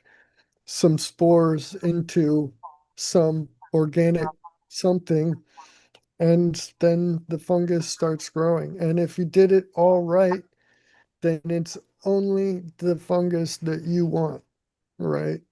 Um, and it grows up to a certain point. Once the full thing gets fully colonized, it's just like this white chunk or whatever, and it's ready to start, and you just take a knife and cut it open and basically give it space. And it's like almost overnight, these gigantic mushrooms start appearing, from little pins to, I mean, gigantic as compared to what was there before. But, you get a few flushes, usually the first one gives you the biggest, the most and sometimes up to 3 or 4 harvests of, the fresh bodies. And ideally, you pick them right before the cat fully opens up and, spreads out and releases the spores. Um, because once that happens, it's started moving on to its next phase in life, which is just to give up. Right. There's nothing left there for it to eat, so it just attempts to move on and get some spores onto something somewhere else that um it could then go on and eat, form a new colony of um mycorrhizae. And wait, no, mycorrhizae are the Um, ones. Anyway, yeah, it's it's a thing, it's a process to learn, but it's not super, super difficult. So, but they also grow wild all over the place. So that could be part of what they're talking about. If they're going out to like farms in the area, if their church church has farmers who as a have farm, cows in the area. Like cow patties are well known for growing the fun mushrooms and stuff. So that could be part of what they're talking about. If they like the time of year that they found it out in the wild, if that's where it was, cow and patty. yeah, What's a cow patty? Cow shit. cow poo. Oh, okay. Because Oh, that's yeah. interesting. Well, I mean, now then, just was wondering. I just couldn't let you slide by that because I was like, cow patty, and I had to bring it up because Mm. I didn't think what did what do they use that for? To make the mushroom, or the mushroom use that as I fertilizer? mean, out in the wilds, the mushrooms are found a lot on cow fields out in the wild. They just grow Hmm. naturally. Um, Okay. Particular psilocybe cubensis is well known, which is the most widely grown, most widely cultivated form. But I mean, there's several different species of mushrooms that all produce psilocybin, so it's not like there is a singular type of magic mushroom. But most often, when somebody has magic mushrooms, it's psilocybe cubensis.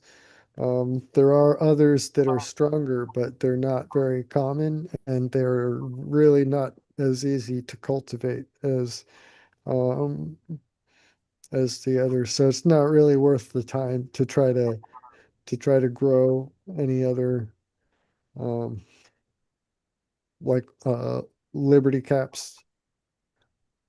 If you find them, great, but um, hard to grow,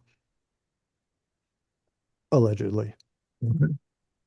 Um, when you said grow earlier, it also made me think of this article that I think you gave me. Um, Happened last week. It says the marijuana moment. You remember that article? I don't know. There's been a lot of marijuana moment articles. Okay, I'll read this one. It says you sent this though. I believe I didn't. I don't know where it would come from besides you. Um, Said Who else? Virginia just set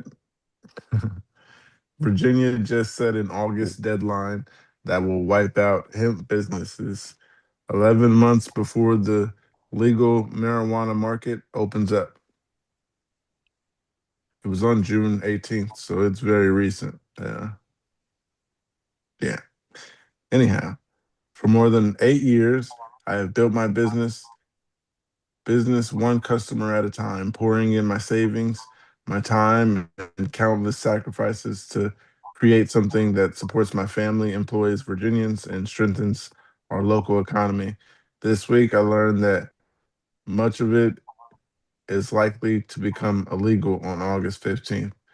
Virginia's new marijuana compromise announced this week sets recreational sales to begin in July 2027 and eliminates what state leaders call the 25 to 1 hemp loophole.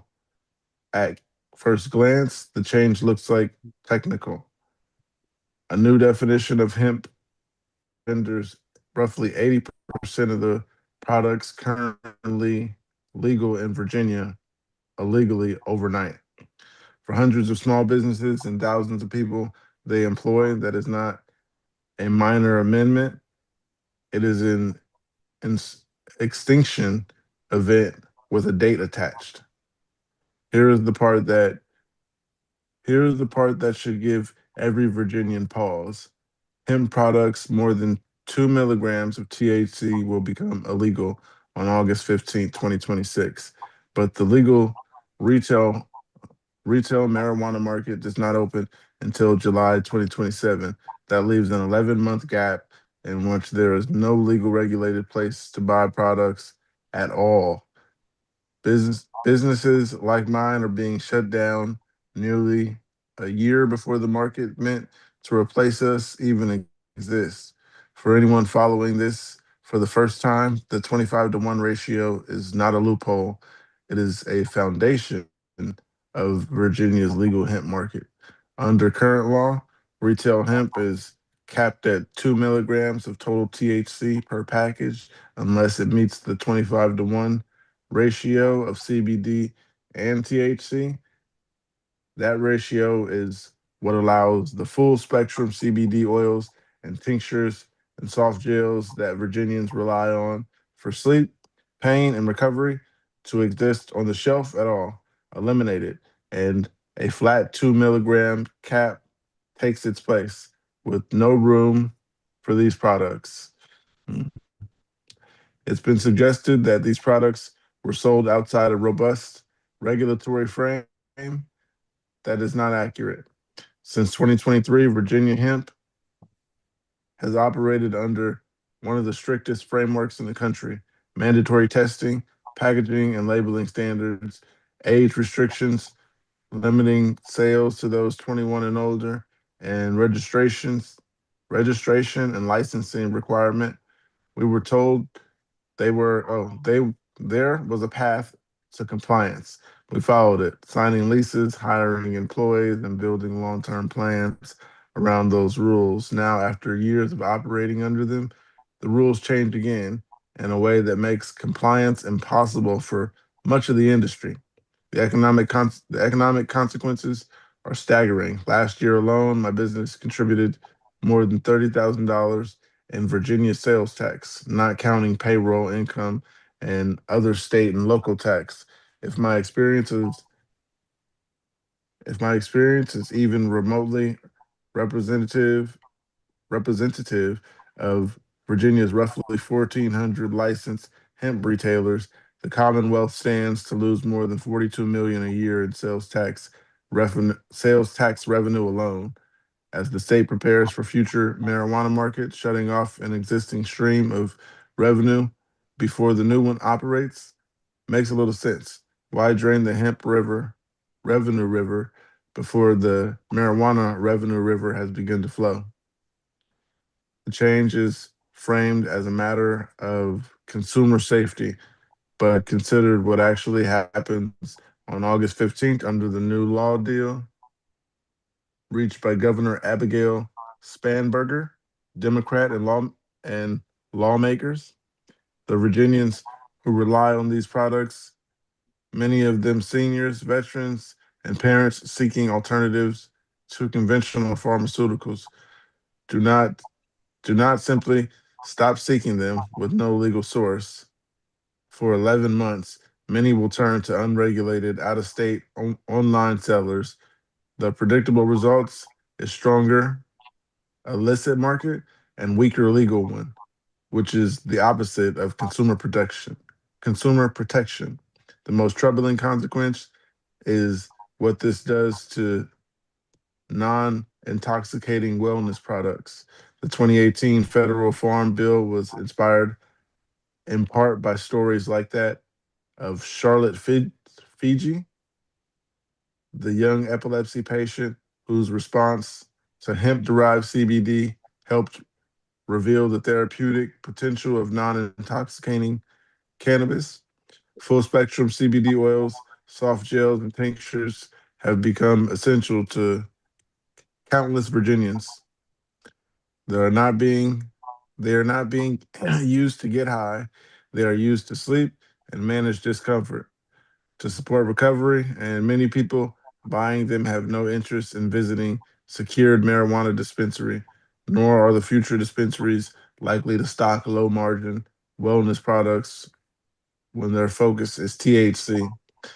By regulating products on total package content rather than realistic serving sizes, the new definition effectively bans products that are legal and widely used across the country. Most hemp products contain multiple servings. A standard CBD tincture may contain 15 or more. Applying a strict per package limit to products designed for daily wellness use is not a regulation, it's a prohibit. It is prohibition. I mean, prohibition Prohibition. dressed up as, huh? Oh, you got it. Prohibition? Mm. Prohibition dressed up as a policy. It's a long article, Mark. Oh, the last piece of it is right here. Virginia, still time to get the transition right. Our policymakers need to take the time to revisit this definition in a way that makes sense for existing businesses that have invested in regulations. The government promise would be put in place to create sustainability. We support the emergence of recreational adult use market, but not at the cost of small mom and pop businesses that started in hemp. Good policy should solve some problems, not create some. Right now, a single date on the calendar threatens hundreds of small businesses, millions in tax revenue, and wellness products countless Virginians depend on. I hope our leaders choose to fix it. Yeah, that sucks for businesses that are open. They're gonna have to close for 11 months. Um, it's Shutting them better all than down not knowing here. the open date. Yeah, I don't think You that guys, they're closing for 11 months, that it's just being shut down completely. They're closing all over the uh, place here because we've had the legal hemp stuff for a while and a lot of places popped up. But like I actually, my best friend works for some people that owned one, spread out to three, and now they're just shutting them all down because of all the laws and regulations and all that kind of crap that they're doing now. some weed is just pretty to look at. Yes, it Weed is. on this article, it's pretty to look at. Um, yeah. Anyhow, yeah, that's messed up for people in Virginia. Like they said, there's people who have jobs at this place that's just got to close now. Will they get like workers' comp? Not workers' comp. Basically, something to what Unemployment. do they call it? It depends. There you go. Yeah, it depends on whatever like contract they had with the employer. Um, small mom and pop shops are probably just paying workers hourly. I doubt that they'd have any sort of like Mm, extended makes sense. contract, you know, termination agreements. Um, I could be wrong though. I don't know. Some of them might management maybe. Um, but yeah, for the most part, probably not. They're probably just sending all of them to different, you know, different industries entirely, or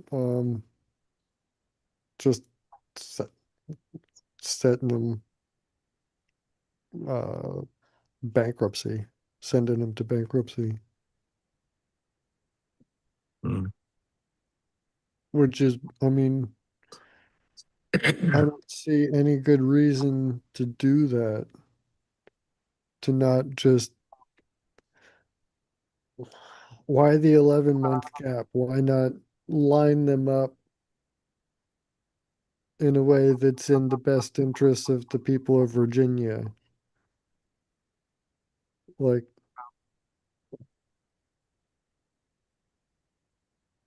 right? I mean, is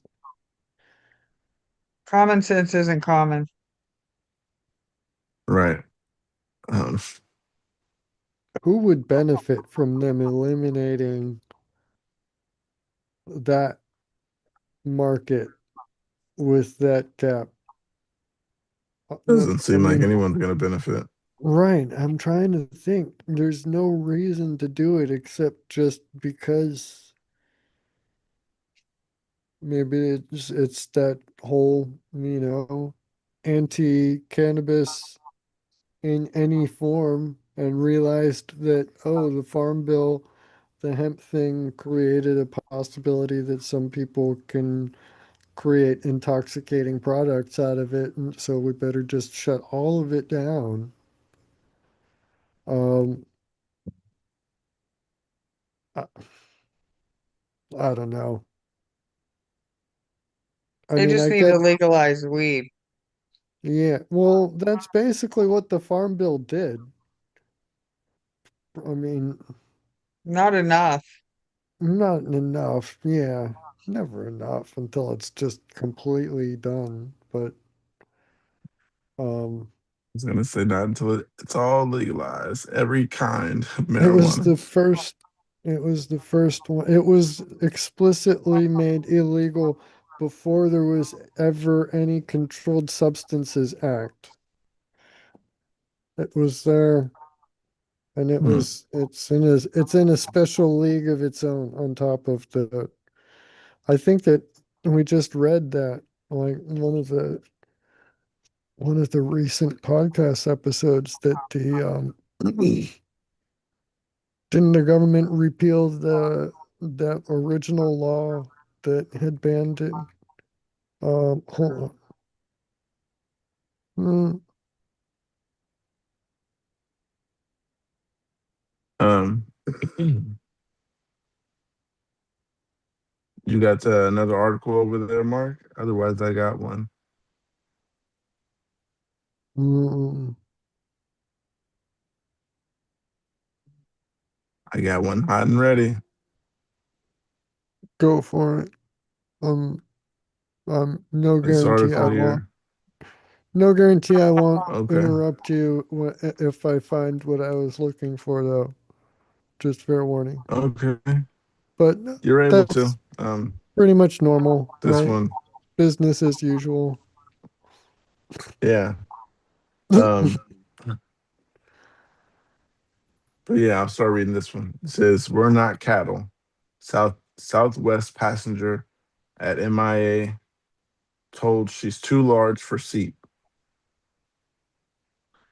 Linda Hyde, a Southwest Airlines Rapid Rewards member since 2014, boarded her Southwest flight on May 21st at Miami International Airport, humiliated and angry for the first time in her career, which requires traveling by plane at least 6 to 7 times a year. She had been asked if she could fit into one seat. The Southwest agent's inquiry was the result of a new Southwest customer of size policy implemented in 2026. The policy states that if an airline employee determines, based on eyeballing a passenger, that the person cannot fit in one seat, then that passenger must purchase an adjacent one.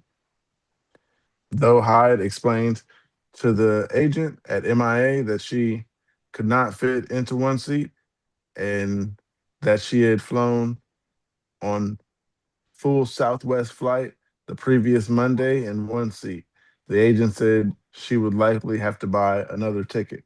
That same day, Hyde, the president of American Association of Private Lenders, sent emails to Southwest, the United States Department of Transportation, and the Greater Miami Convention and Visitors Bureau, requesting accountability on the, in quote, conduct she experienced. She also requested a formal apology from Southwest. As of the publication, none of the organizations have responded to Hyde. Um, Hyde's experience at MIA underscores how Southwest, once beloved by large passengers, is now facing backlash since changing the policy in January. In fact, it tweaked its new policy late last week, saying passengers would only be required to buy an additional seat if the flight were full, and it has, in quote, empowered its employees to provide extra seats at no cost when possible.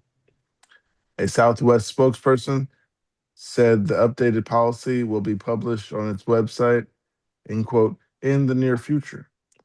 Before the January change, Southwest allowed customers that require an extra seat to purchase one ahead of time or at the gate and receive full refund for that extra seat, regardless of whether the flight was full. And its policy of open seat on all its flights, in place for decades, allowed customers to communicate with fellow passengers that they needed the extra seat. In fall 2025, Southwest announced it was shifting to assigned seat, as other airlines had done for years.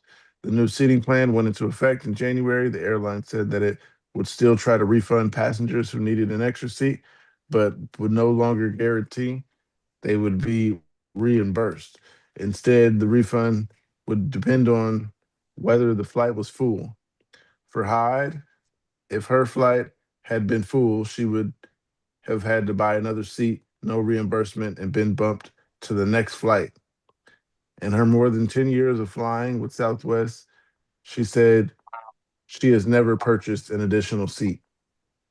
Eventually, after more than a 10-minute wait by bag check, another Southwest employee realized the flight she was taking back to Kansas had 30 empty seats, and there were no empty seats next to her. Hyde was allowed an extra seat for free. Hyde said she will likely never fly with that airline again. She doesn't want what she experienced to happen to anyone else. I'm willing to go to whatever, to whoever, and yell from the room. Hyde said, I want my daughter to know how to fight to not let people treat you this way. Southwest makes up around 5% of all flights based on passenger count out of Miami, a jump from less than 1% the previous year. The airline started flying out of Miami in 2020.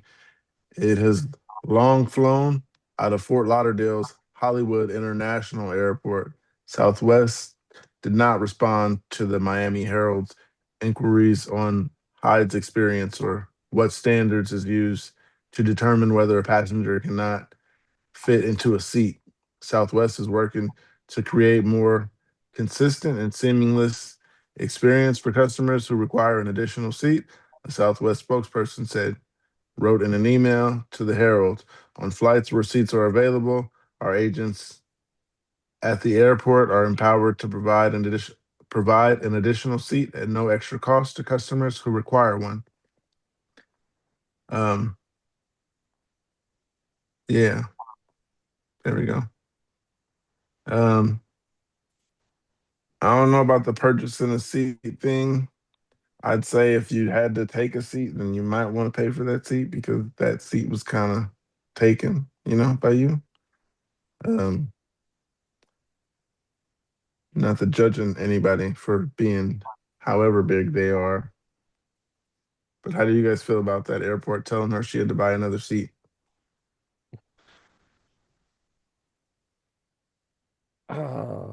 It sounds like in the end she didn't have to buy a seat, so she was just complaining for no reason, thought she could get her 15 minutes of fame, and got in touch with a reporter who thought that they could make some nothing post out of this. Some uh, body Yeah, positivity, it's on social Miami Herald. justice, plus size, you know, rights, whatever. I mean, there were no what there were 30 extra empty seats and she ended up not having to pay the extra thing anyway. So why is any of this even a thing? Why did she need to fuss afterwards anyway? She just can just Right. complain for the sake of complaining. They even have Shut the hell up, lady. I don't they even have care. a picture of her in the mirror. She has like Oh, a full body picture in the mirror. Uh, ooh. she's a yeah, she's a big woman, but yeah, I believe if you have to Would take a you want seat, to if there's have extra to seats and sit nobody's next to next to you, then her? of course, If the flight was entirely full and you were stuck in the seat next to her, would you feel like you had a case to get some refund yeah, from the for having a half of your seat taken up and still have to um, fly? Yeah. yes, So I believe, whose right trumps whose in that situation? Does the healthy person have no right to a full seat that they paid for, or does the overweight person have right to free, you know, overflow? yeah, I think if I had to sit next to somebody and share my seat with somebody, then yeah, that person, someone should have to pay for that flight, not me. I pay to Yeah, be comfortable. bump that person And until they can have an empty seat next to them that they don't pay for, or make them pay for it, the extra seat next to them from the beginning. This is just common sense. But no, not anymore. Not these days. Can't have that. No, no, no. right, Gotta complain. yeah, I sent you that link so you can see that picture. I mean, she might be able to take up a couple seats. I mean, just to be Yeah. honest, but uh, whether to be charged for it, if I take up a seat, if I take up one seat, I'm paying for it. I think it's only fair. That's just my opinion. Uh, Nobody there, then it shouldn't be a problem. But yeah, any other time, like Mark said, if somebody else has to share the seat with that person, yeah. Mark, you got anything over there? I got something here that I thought Just was an pretty interesting. observation Go that the ahead, though. lady doesn't even look that large, honestly. What I was thinking. The image I Yeah, had she in my might head not take up two seats at all. is not, yeah, this is, I don't know.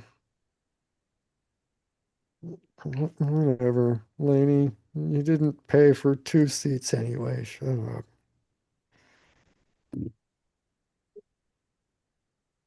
Oh, what? Um, Here, I got one. oh, France restricts public drinking as Europe swelters under a heat dome driven furnace. Oh, right there. Heat dome driven furnace for the second time in 2 months. Yeah. Oh no, no drinking in public. Oh no. What will would you believe me Europeans if I do? told you that What else is there to do in I was Europe? going to read this article too? Oh, you were That's going to the read the same same article I one? had open.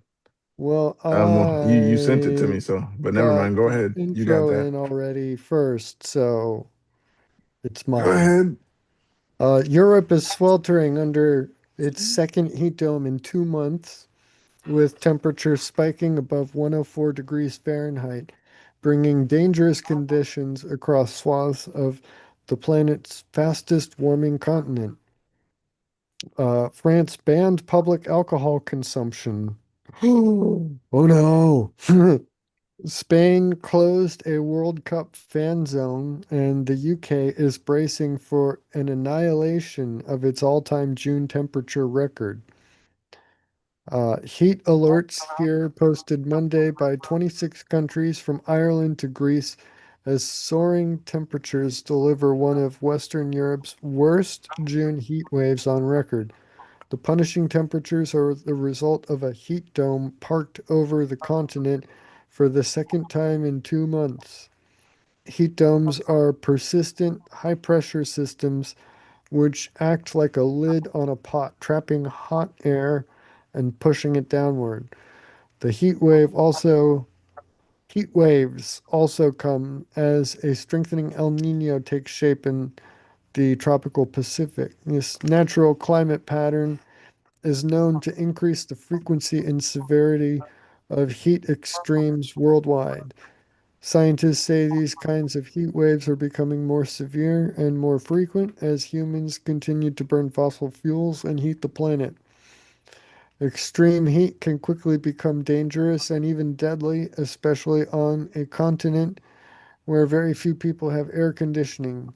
Only about 20% of European homes have AC, compared to about 90% in the United States. In France, the blistering heat has been unrelenting. More than half of its 96 regions were under red heat wave alerts Sunday. The most severe level. What is the least severe heat wave alert level? Blue?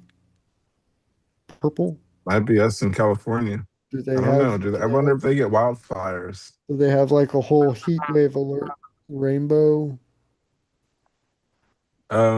Yeah, they heat have. pride? They'll show us a whole area that'll be red, and then outside of it is orange and then yellow. So yeah, certain areas they'll cover in the red, and they'll tell you the heat warning there, and it's mostly in the desert of here, and in lower Nevada, hot all over the place. Yeah, Yeah, red flag we're warnings under and fire watch right now. We got a fire yeah, the warning, red fire flag. advisory. It says, um, it's that hot. Uh, It's been what are they 100 gonna do degrees with for all the several days in a row. fireworks though? There's gonna be people setting off all kinds of Ooh, illegal stuff. Man, California's yeah, gonna because burn this July. Oh my that's going to gosh. be interesting because the 4th of July is coming up, and And it's a biggie. yeah, and we're on fire alert. So I mean, yeah, for you to be can't do the fireworks that you bought, it's pretty interesting. Some people paid a lot for fireworks. Nobody's They're gonna shutting not set down off the the little, fireworks they bought. Come on, be real. yeah, the cops are shutting down the little booths. Like not every corner, but they're popping up everywhere. And the cops are shutting them down. Then they just move. Then they go to Just another move part of the town. the other Um, corner. can't stop it. Yeah,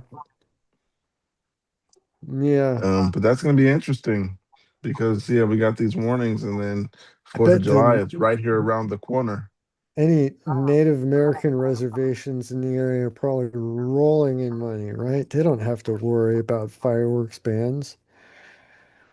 They Hmm, always are the I don't ones know. selling the good stuff anyway, right?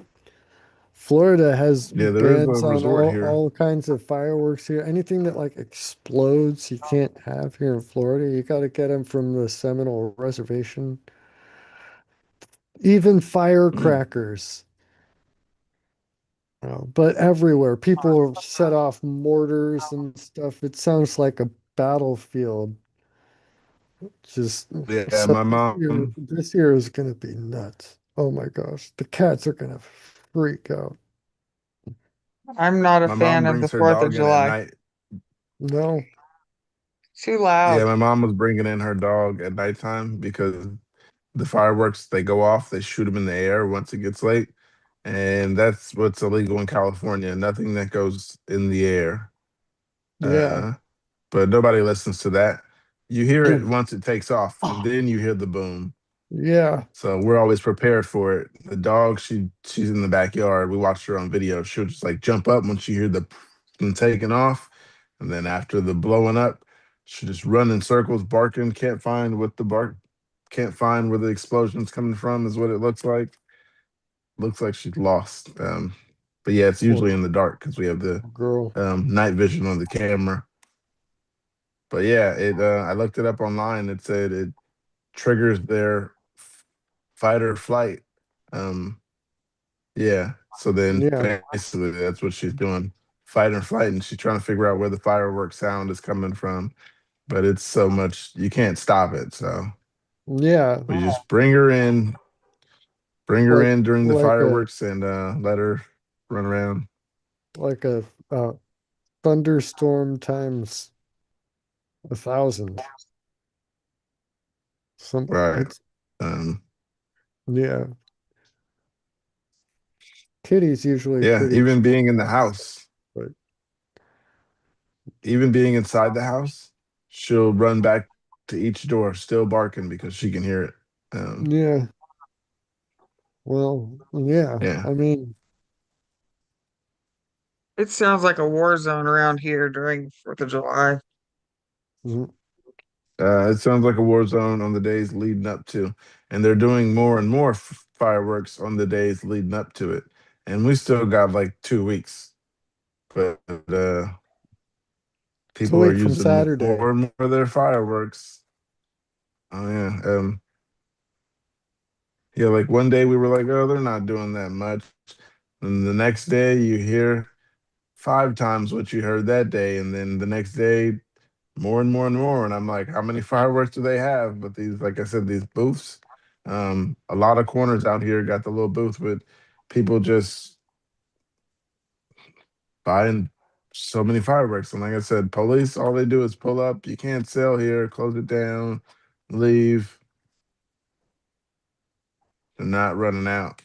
It's a Yeah, I lot of guess money being made at these corners. they can't take it away. You can't it's just you can't sell it, right? It's not that you can't You have it can't sell it. in a box like sitting here. Yeah, You just can't have a little sign that says for sale. right. It just says Tuck fireworks. that away real quick. Like, oh no, I'm just standing here on the corner with a big box of fireworks. No reason, officer. Yeah, I got a booth here that I drag on a truck. 'Cause that's all they do. They connect it to a truck, lift it up, take it down the street, do it again. Why Uh, not? Right? Yeah. Once the cop's gone. yeah, I've seen them do that. I've seen them wait for the cops, and the cops like, "You guys need to shut that down. You can't be selling fireworks out here." Then they just drive off, and and the guy they look down the street like, "Did he keep going?" Yeah, if he kept going, they didn't even close. Yeah. But yeah, Uh, there's so much going on around here that I don't need fireworks. yeah, I Yeah. don't, yeah. I guess there's some satisfaction that comes with like holding the Roman candlestick while it's going off, but um, yeah, there's enough fireworks going off everywhere around me that I don't feel any need to do anything for myself. I can just take it in. Yeah, I'll just go sit on my Yeah. porch and watch. Yeah, Let everyone else spend thousands of dollars on fireworks. yeah, yeah, Yeah. exactly. Set it up in flames. Yeah, People are making thousands of dollars selling these fireworks. Yeah. my What's the most partner you ever spent spent on fireworks? my partner spent $600 one year. Oh, wow. That's He loved the 4th of That July. probably isn't that much. Um, It was a lot, but yeah, I oh, Fireworks he cost probably, different levels at different states depending on how restrictive they are. So, yeah, and so the more conservative states, they tend to be a lot less expensive. So, yeah, I bet Kansas has some pretty decent deals on out here, fireworks. You buy them there, and then you drive over to California, and you make some money. that's where you set up everybody your corner comes to stall. my county to buy fireworks and then takes them elsewhere because we have the biggest fireworks tents. Nice. Yeah. Um, Oh yeah. So it's not out here, you can get it sounds like a war zone. small. Yeah, out here you can get small, medium, large boxes, and they start at $90. Mm, And it's already a mixed amount, or then you can pick the really big ones that are on the wall, and then you can get a box with small, medium, or large. And yeah, I checked it out. Small, $90. Um, Small party, I'm guessing, because that's all it says is small, medium, or large, and they give you a assortment of all kinds of ground and stuff that goes in the air. And I'm assuming the bigger the package you get, you might get some of those that go higher in the air. And it mm, was like mm, $300, so I was thinking maybe that's nothing to have the 600, like you were saying. Uh, but yeah, they're making a lot of money off But this stuff, and I bet, yeah, yeah, I I don't bet understand how the 600 cops bucks just gets drive some away. good stuff in Kansas. In Florida, anything that goes up in the air is a no-no. So all we can really Here legally too. get are just little fountains and sparklers The and stuff. Lame. sparklers, yeah, they're I mean, selling sparklers too. they're fun for the kids and stuff, but You know the still. Yeah, big professional fireworks shows? I Yeah, want some they're of very, those. that's what happens around me. But Oh, it's not from Mm. professionals, it's just from everybody shooting off everything all the time until probably 1 a.m. at least until on they four. run out or pass out. Right, run out or pass out. That's a good way to put it. Yeah, one time I was out there at one of the booths, and I was asking the guy how many people buy those because it was like a square. It was pretty big, maybe like, and it was 150 shots, and it was just a bunch of them right there. And he was like, "You sit it in the middle of the street," and I was like, "How many people buy that?" And he was like, "That's $200." And I don't know how it's not illegal to have them. It's illegal to sell them, like Mark said. So they just they drive off and the fireworks are just there. And yeah, I don't even know if they came back or anything, but have a fire warning. So if we do have any more California fires, it's most likely from fireworks. Uh, like I said, it's getting worse and worse the closer we get to 4th of July. It's beautiful to see, but I hope this place doesn't burn down because it's surrounded by orchards. Um, That would be bad. yeah. Um, they're starting to also find the farmers that are not taking care of these orchards around us because a lot of them they went from growing corn to growing grass and trees and bushes and lemon trees, and they don't come check on it. So yeah, that's going on in the news around here. Big fines for the farmers who are leaving their crops. I guess something happened and they left and didn't come back and check on it. Um, Just as I mean, yeah, rain just started here when I went to check on it, and just now I see both Weather News says France has hottest day ever recorded as Europe heat wave intensifies. That's just 2 hours ago. And 35 nice. minutes ago, massive Midwest heat dome brewing prior to Independence Day. So,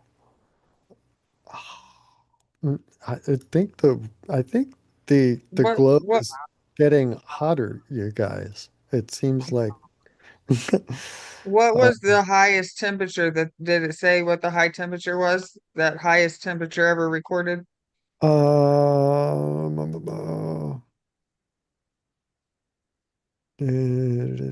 where was it? 40 degrees Celsius, 104 degrees Fahrenheit. Oh wait, that's Spain. Oh, that's nothing. That's what I Wait, was just whoa. thinking. I was like, that's just summer 48 in That's people Kansas. died nothing. in France from drowning as they sought respite from the heat. Two children have been killed after being left in cars. Two people died of heat stroke in Spain where temperatures exceeded 40 C, 100 degrees Fahrenheit, 104 Fahrenheit.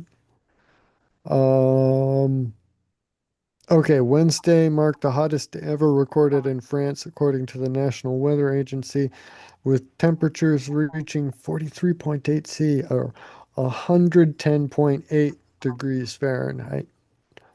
That's pretty hot. I've been in that. It's I've been in hot, but 115. That's the most. I think it was 115 the summer I was working at the shop. That was a very hot summer. Mm, yeah, I've Yeah. experienced 115 on a couple of days. Uh, those weren't even desert cities.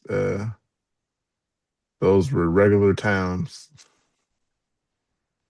Um, I stayed in Concord at the time, and it was really hot there. The Summers, Eiffel not Tower every and the day. Louvre shut down early on Tuesday.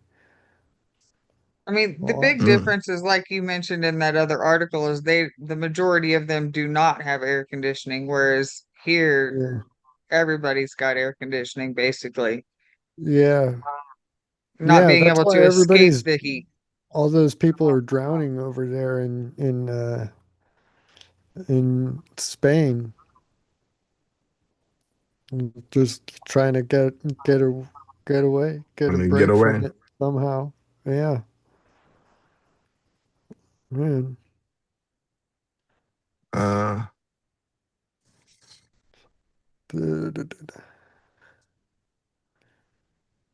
Oh, they're closing um, schools. Yes, they don't have summer off in schools over there, I guess. Which makes sense. they Why? don't have summer off. No. Mm. I mean, it makes sense. So I don't There's no reason to have is a summer there necessarily. Just is sit there like back. a day that they say you're in second grade now? Yeah, well, I don't know. Why not? So I was homeschooled Mm, and we never stopped for summer. Like, why stop? And then you have to okay. go and like review, relearn a bunch of stuff that you'd forgotten, hadn't been practicing for months, and then pick up and proceed versus just keep going the entire time. Why not? So, I mean, That's a lot. Look where it got you. I mean, Made it pretty why, far. why would, I it's, mean, you it, made it all the way. I'm not gonna say pretty far. There you it's, go. It did you good. It was worth the time. yeah. I mean, it's not like it was a big burden either. It's just the same. If anything, the consistency was probably better for me as an autistic child. But yeah, we were kind of Keep you jealous. All busy. the other kids got the summers off. I mean, we still did um, math and reading, English, and so Keep you yeah, sharp.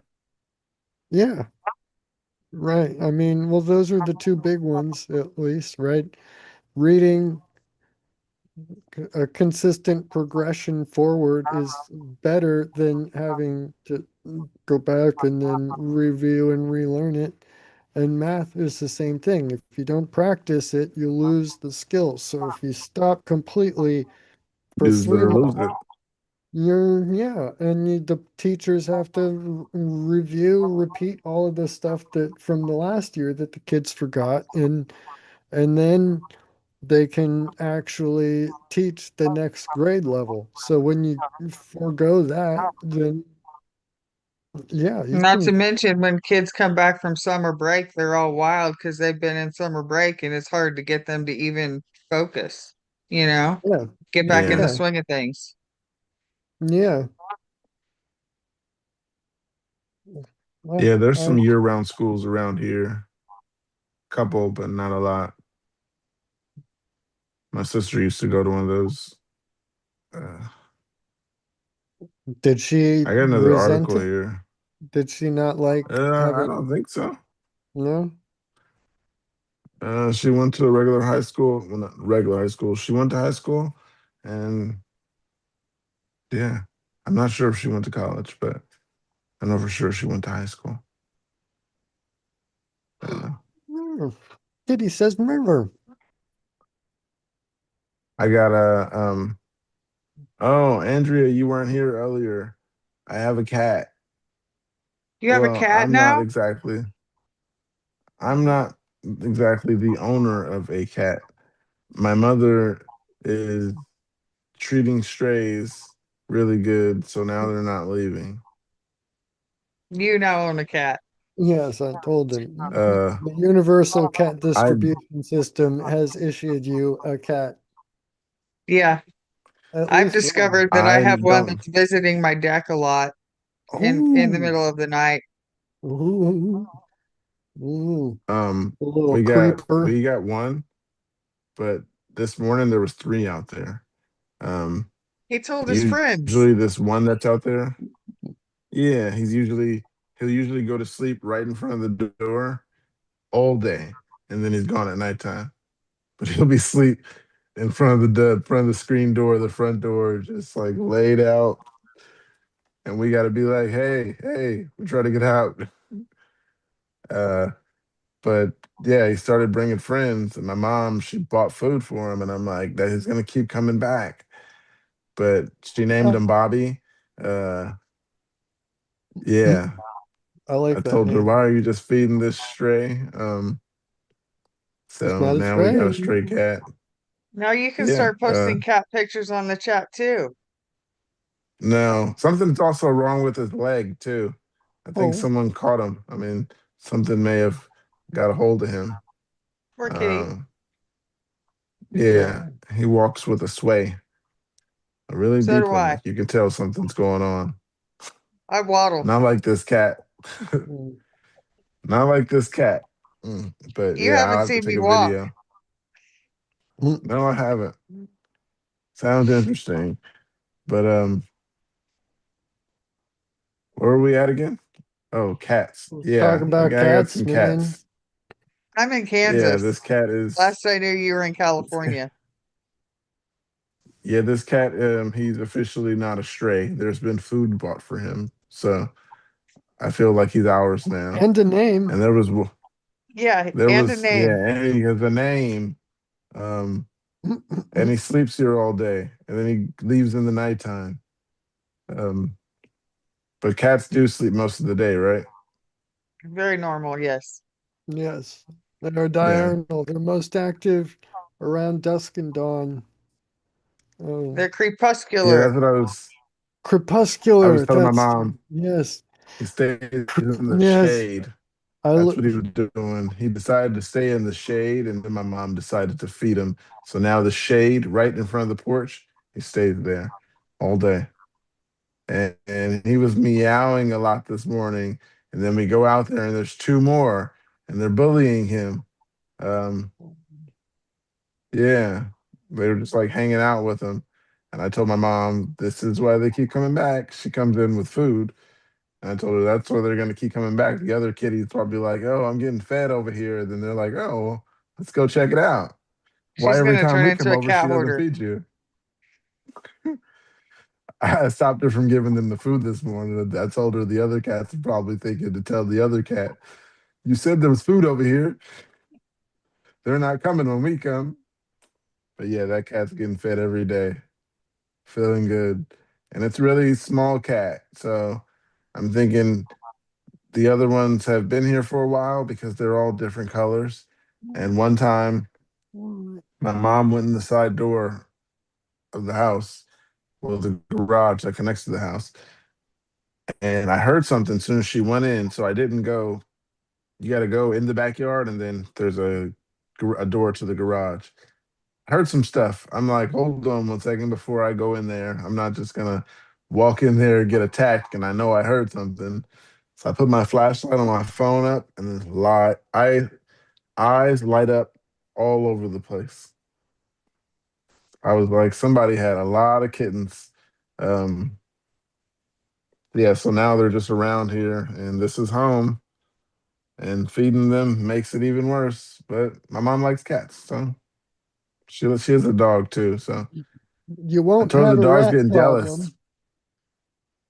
No, yeah, we're lucky we don't have a rat problem. That would not be good.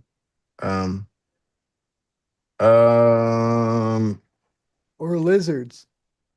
I'm getting a message. Oh my goodness.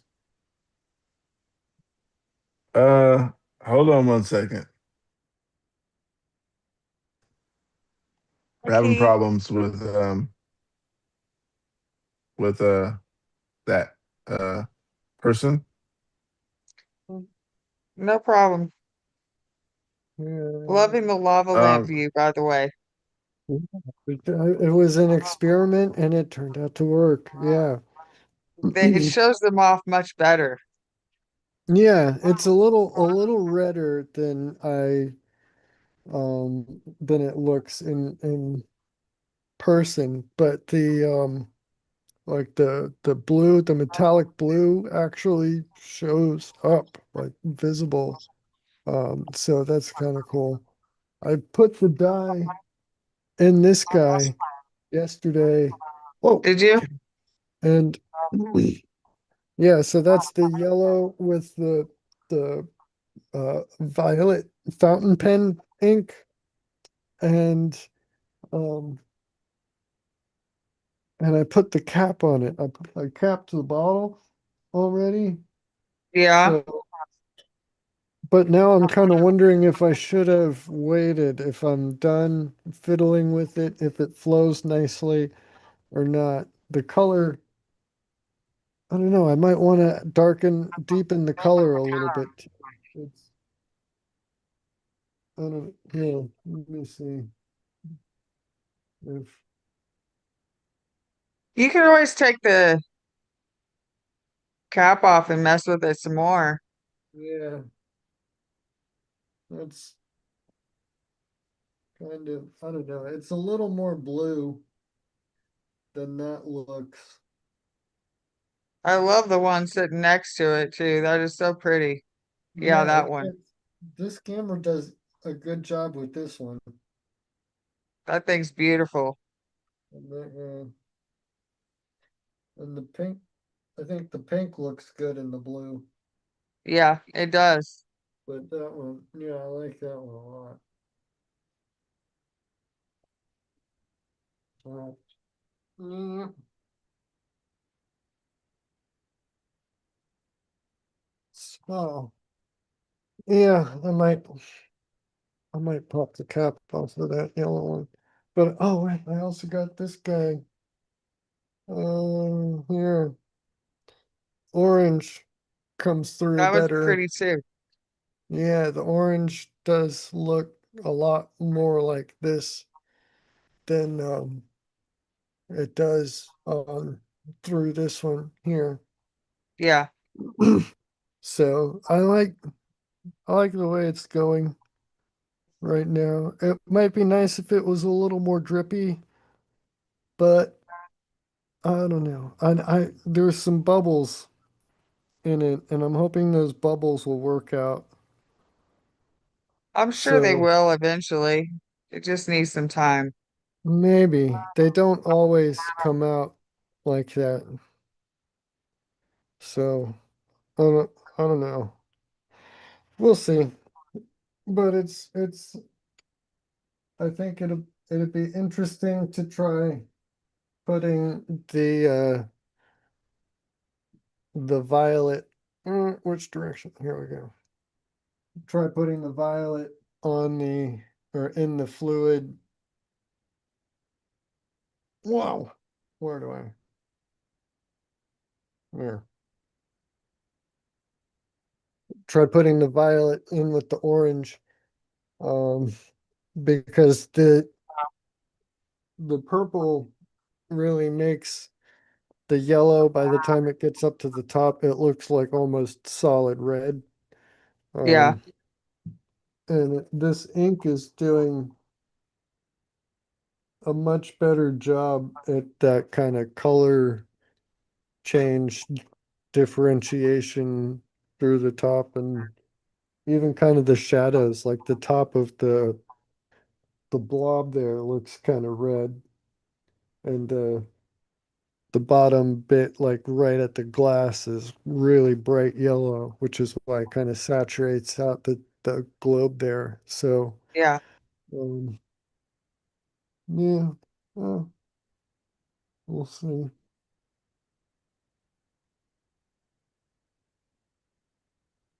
And the the that guy, the fluid level is a little low. I mean, still need to cap that one. I think it might be evaporating out some of the liquid without the lid on it. But have I showed you? I don't think I showed. I have a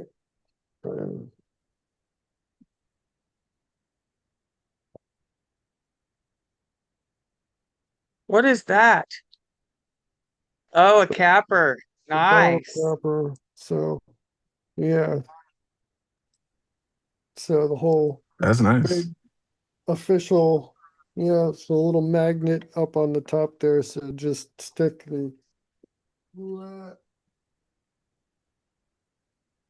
the cap up on the top right there, and then you just got to line up Just the set it in globe there and press it. underneath it, and then it's just a matter of, yeah, just boom, and it crimps the whole crown cap on around it, pushes it down so that the rubber forms a seal there, and then closes them around.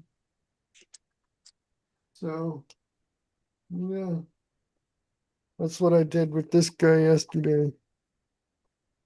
So mm, that's fun. I got a tool. Yeah. Man, it's been a good 5 hours, right? Yeah. Thanks everybody out there for watching, and we'll see you guys on Saturday morning. I think, right? Oh yeah. Friday. Okay. Friday we Yes. got And we're live on the Friday. in season live, and the podcast comes back on Saturday. Yep. And that's a Saturday is a Well, 1 week countdown to the 250th birthday of America. Yay. Fireworks are gonna and also start the going 50th off. episode. If huh? And also the 50th episode we did. Hey, Yeah, we started off as the Mark show, then we went to the morning show, then the in season podcast. We were learning as we were going. We're just changing things as we we're were s- going. we're Um, still figuring Look where things we out, are now. learning things like Yeah, we're this. still implicating new things. Yeah, I'll and have Uh, my party hat yeah, on. that too. yeah, your thinking cap. You want to Right. get one every week? Yeah, No, I don't want to do one every week, but I'll do it Um, for this week. 5 days. all right. Um, Yeah, the most I Everybody would out like. there, Thanks for I'm gonna coming. say see you later, and see you Sunday or whatever day it is. I keep. See Oh, you it is later. Saturday. Okay. See you next time. Yeah. Later.